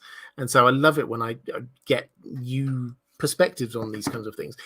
So I'd always interpreted those voices as being, this is just Arya. I think it's in italics in the text. This is just her internal monologue, her repeating the things that Syrio had said to her, just to, her trying to help keep herself on an even keel, that kind of thing. But the way that is there, it's like she actually does hear a voice. And we don't really hear from that again. Though in the future, when this happens, then it's like the hint is very much this is her internal monologue. But there does seem very likely that this is a voice.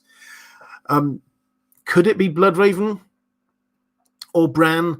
I don't know, because it's not really the kind of things that they would say. This is quoting from Syrio, so I'm not 100% sure. I think my take is that I'm probably still going on the fact that this is just her internal monologue, and she's just sort of on edge. But you've added a layer of doubt in there, so I will have a look. I will have a look at this and see whether I can figure something else out. Someone in the chat was pointing out that Rob found the pups, that John went back when he heard Ghost. Amy Smith, thank you very much. Yeah, that's that was the order of those things. Lady Pushkin saying, can you talk about Sir Maynard Plum and Bloodraven's possible glamour links? Yeah, this is from The Mystery Knight, the Duncan Egg story. This is a long-held fan theory that one of the characters who was there, a guy called Sir Maynard Plum, was actually Bloodraven with a glamour in disguise. And he's sort of spying and figuring out what's going on. Because the central part of that plot is that theoretically this is a wedding feast with a tourney, but actually this is a collection of people who are all plotting the Second Blackfire Rebellion. Now, why do people think that this is Maynard Plum might be Bloodraven. Well, first of all, Bloodraven clearly has spies in the camp, so he's clearly getting information from somewhere. He appears very quickly on the scene with an army at the end of the story, so this makes sense. Maynard Plum himself is a fascinating character, and he does a lot of very kind of suggestive things. First of all, he's quite defensive about Bloodraven in a way that perhaps you would expect people not to be quite so. I mean, he never outwardly comes and sort of defends him, but he does sort of like try and give the other side of the story. He seems fascinated why Dunk and Egg are there. He comes out with this this joke about somebody says, we could all be maybe we could all be bastard children of Aegon IV, and Maynard Plum sort of says, well, who's to say we aren't? Which Bloodraven is. So that's a hint there. As the story gathers pace, he's the person who sort of tries to persuade Dunk and Egg that maybe now is a good time for them to be leaving, and they don't do that. But probably the most telling are the things that there's a point where Dunk looks at him, and the more he looked, the more intently he looked, the less he felt he could see his face. It was I might even have the quote here. Maybe here we go. Yeah, this close there was something queer about the cast of Sir Maynard's features. The longer Dunk looked, the less he seemed to see. And then you get another thing where you get Dunk whirled. Through the rain, all he could make out was a hooded shape and a single pale white eye. It was only when the man came forward that the shadowed face beneath the cowl took on the familiar features of Sir Maynard Plum. The pale eye, no more than the moonstone brooch that pinned his cloak at the shoulder. Having the one eye there, the fact that there's something queer about the cast of his features. Dunk, he never really overthinks these things, Dunk. He just notes them. Yes, the working theory is that this is Brynden Rivers. This is Bloodraven. Doesn't really matter one way or the other. I think you could read the story, and I think many people do read the story very happily without knowing or thinking that this is Bloodraven in disguise. But it just adds an extra layer just to see him in operation, because it also teaches us that he is very wanting to stay behind the scenes, but he's also very hands-on. He wanted to learn things for himself, not just like have other spies in there.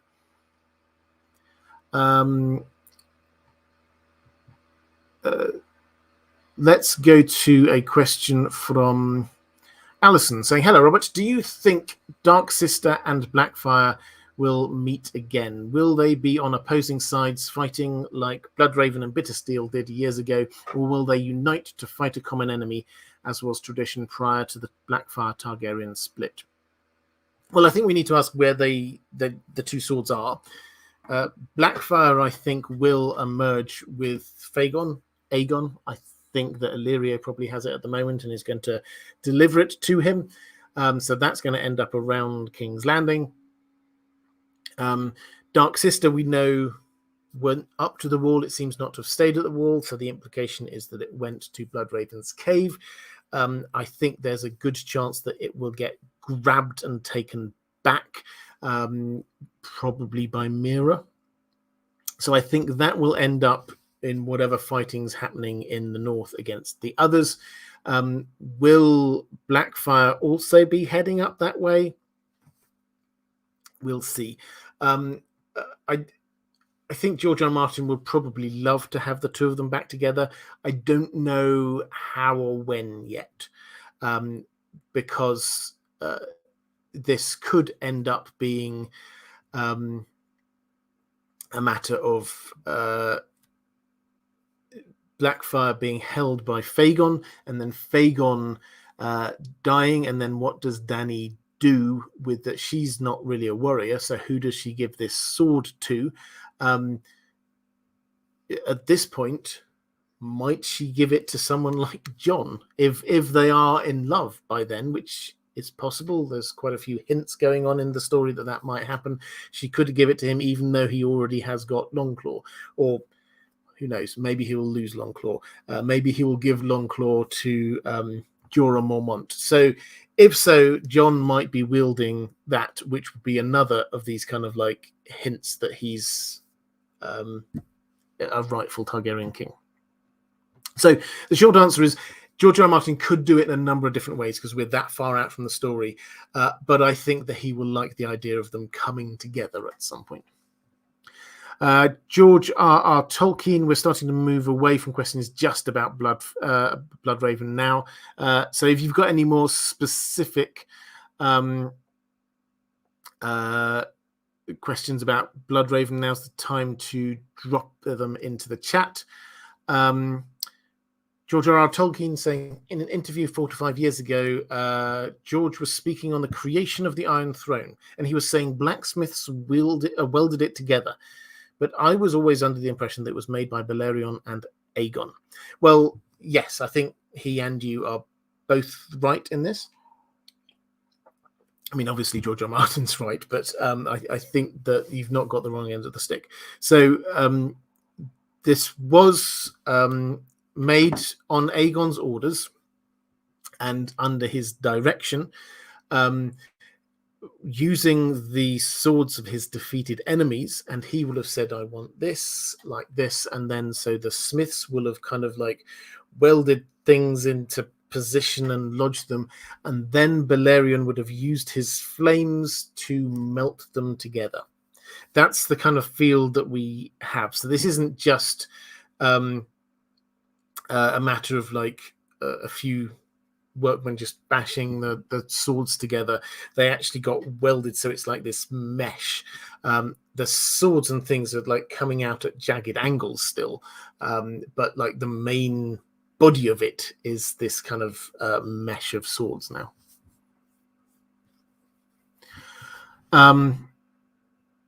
IDG Live saying Fagon surely brings Blackfire back into the narrative, but I do wonder if about its future once he's likely ousted. Could be Jon, but he could also be destined for Dawn. Yeah, I mean, I like the Dawn idea with Jon as well. I mean,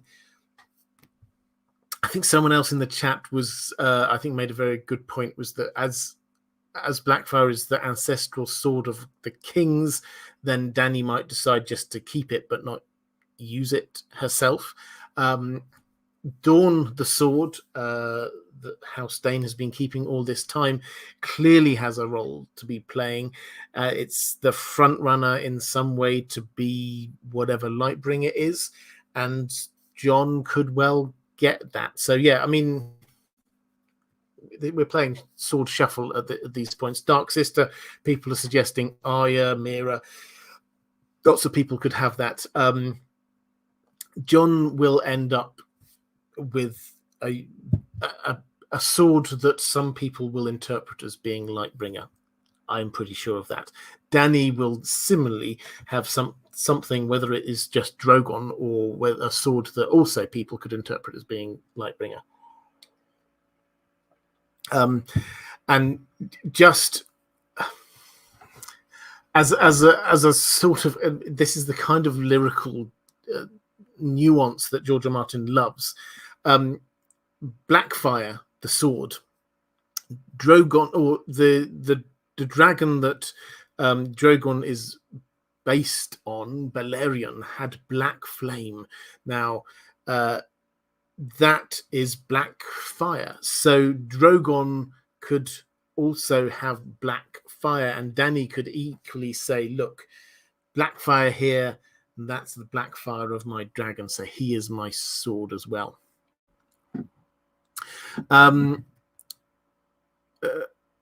Commander Ray saying Jon is like an RPG adventurer. He'll get all the cool magic sword. Yeah, he may well end up like that. Karen Bennett saying, an unrelated question. I wasn't able to get through Fire and Blood, where this question may have been answered. The members of the Starry Sept in Old Town spent their time looking up at the sky, I've heard you say. Would they not have therefore sussed out the idea of periodic comets, like our Halley's Comet, and linked their passes across the sky to magical events on Planetos? Well, they may have done. I think one of the things that George R. R. Martin has been very clear on in terms of celestial matters is that whenever anyone starts putting things to him, particularly about the seasons being unbalanced, and that people are talking about orbits of like where the planets might move, and perhaps that might explain stuff, he always comes back very strongly saying there are not scientific explanations for these things. This is a fantasy book. So the seasons are out of balance for magical reasons. And I think we can equally, therefore, say the comets come for magical reasons. Now, might the Maesters have been noting down a comet came here, this thing happened here at this time? I don't doubt that for 1 second. Whether they're doing anything with it is an entirely different matter, because a lot of what happens at the Citadel is academia rather than trying to use that knowledge in order to further civilization in some way.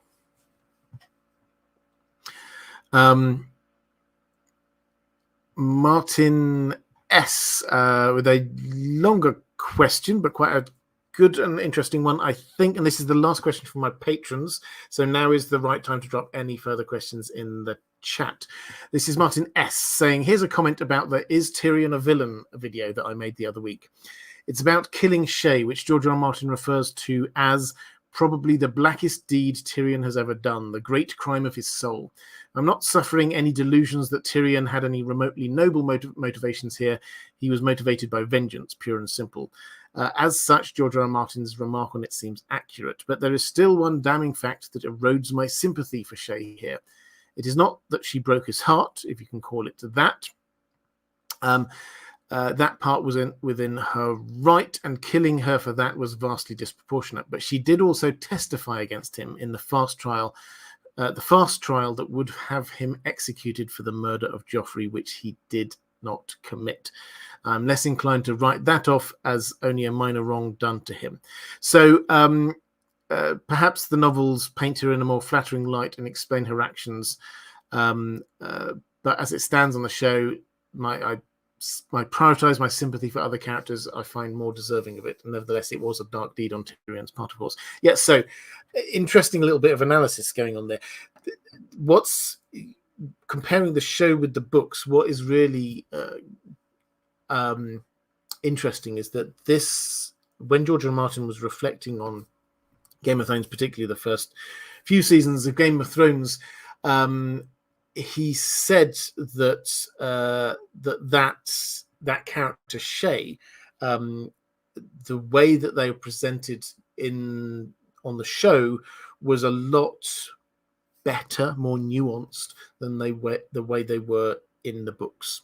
He says he wrote her I don't think he actually said it quite like this, but in more of a two-dimensional way, whereas on the show they gave her extra layers. So yes, I mean, in terms of what might justify or not justify Tyrion's actions, clearly what he did was murder and was wrong.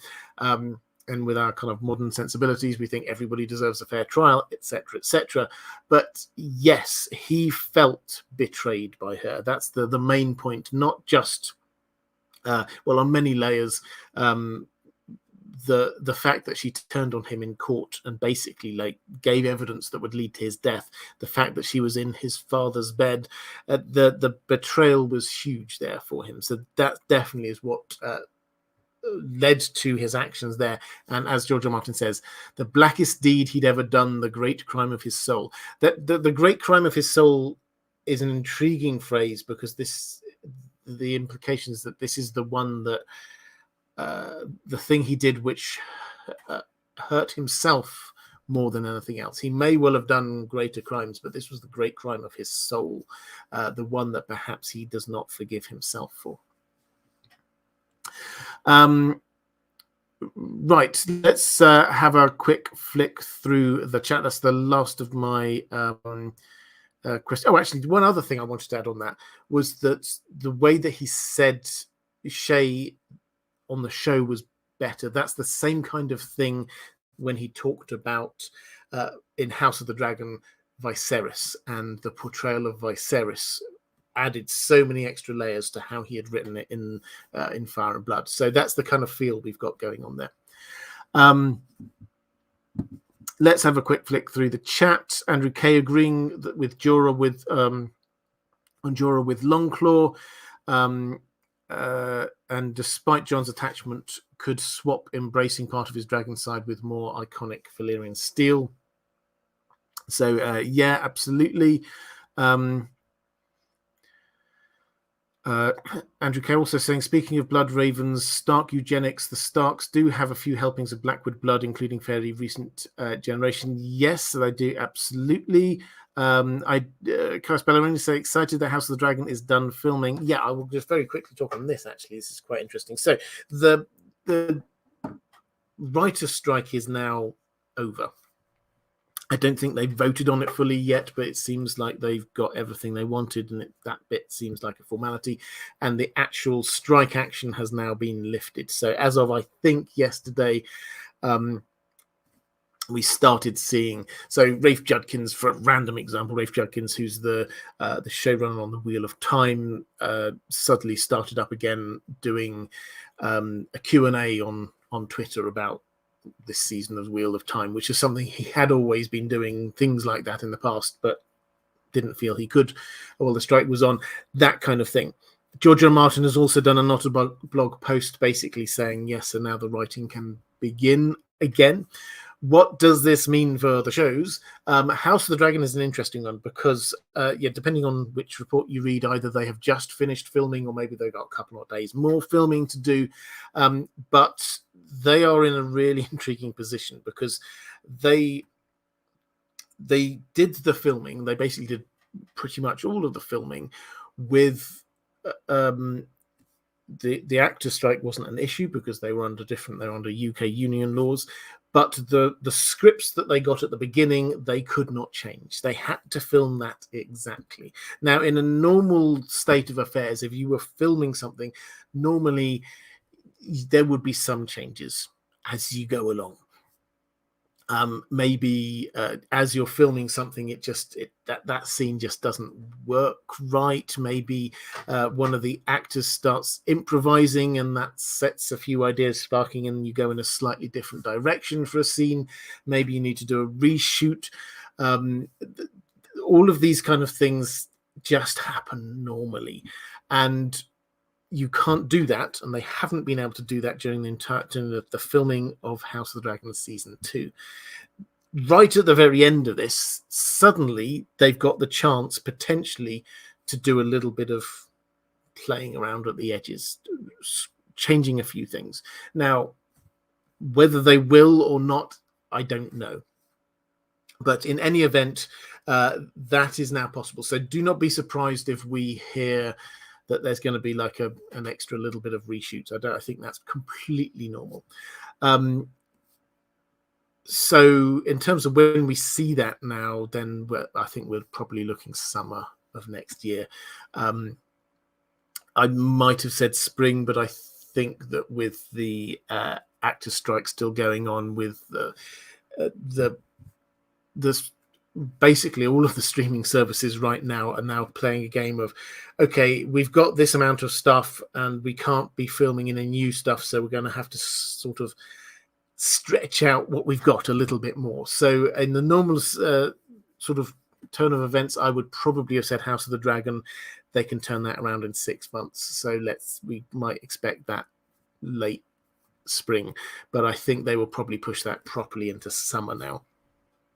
But it also means that the Duncan Egg show, they can get back to writing that properly. When we heard that they stopped doing that, they got the first episode they were pretty happy with. They got 5 more episodes. I think they were planning on doing 6 episodes in the season that were still at quite an early draft. So don't expect any major news on that any point in the near future, but they are now starting work on that once more. Rings of Power, they'll still be doing writing on that, and they will also Witcher Season 4. They will be getting on with writing, and I think the idea is they're going to be filming that next year. So, good news, the writer's strike has ended. A lot of the TV shows that we care about here on this channel are filmed in the UK, which actually means that the filming should now be able to carry on as before, because the actors will be free to act and the writers will be free to write. But obviously we're still waiting for the American acting union to be reaching a deal as well. Okay, so that's where we're at. Charis Ballerina saying, my hot take is Shay did nothing wrong. Yeah, it's entirely possible that she got manipulated and things like that as well. Kirsty Angel saying, off topic, but when Bran's in the cave, it says a murder of ravens, and again at Harrenhal, Princess and the Queen. It should be a conspiracy. I mean,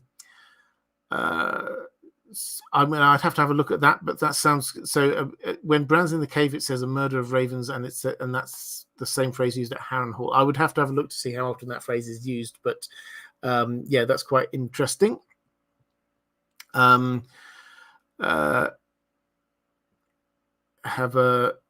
Lady Pushkin saying that. I mean, that is what a group of ravens is called. That is the collective noun. So it's the right thing to be saying there. Let's having a quick flick through the chat. The first episode, Rabbi Mitra saying the first episode is named A Son for a Son. I don't know if they released the names of the episodes of House of Dragon, but that certainly would make sense. Okay, I think with that, I'm going to start to just tell you a little bit about things which are happening in the near future. I've already told you a few of the videos which are coming out soon. We've got one about Craster, which is coming out soon. Got one about Bruce Bolton's master plan. That's coming out very soon as well. So keep an eye out for that one. Obviously, more Lord of the Rings material. Next week on here, I think we probably let's do one more on this series, so we sort of reach a natural-ish end. We'll do Eris the Second. We'll do the Mad King next week.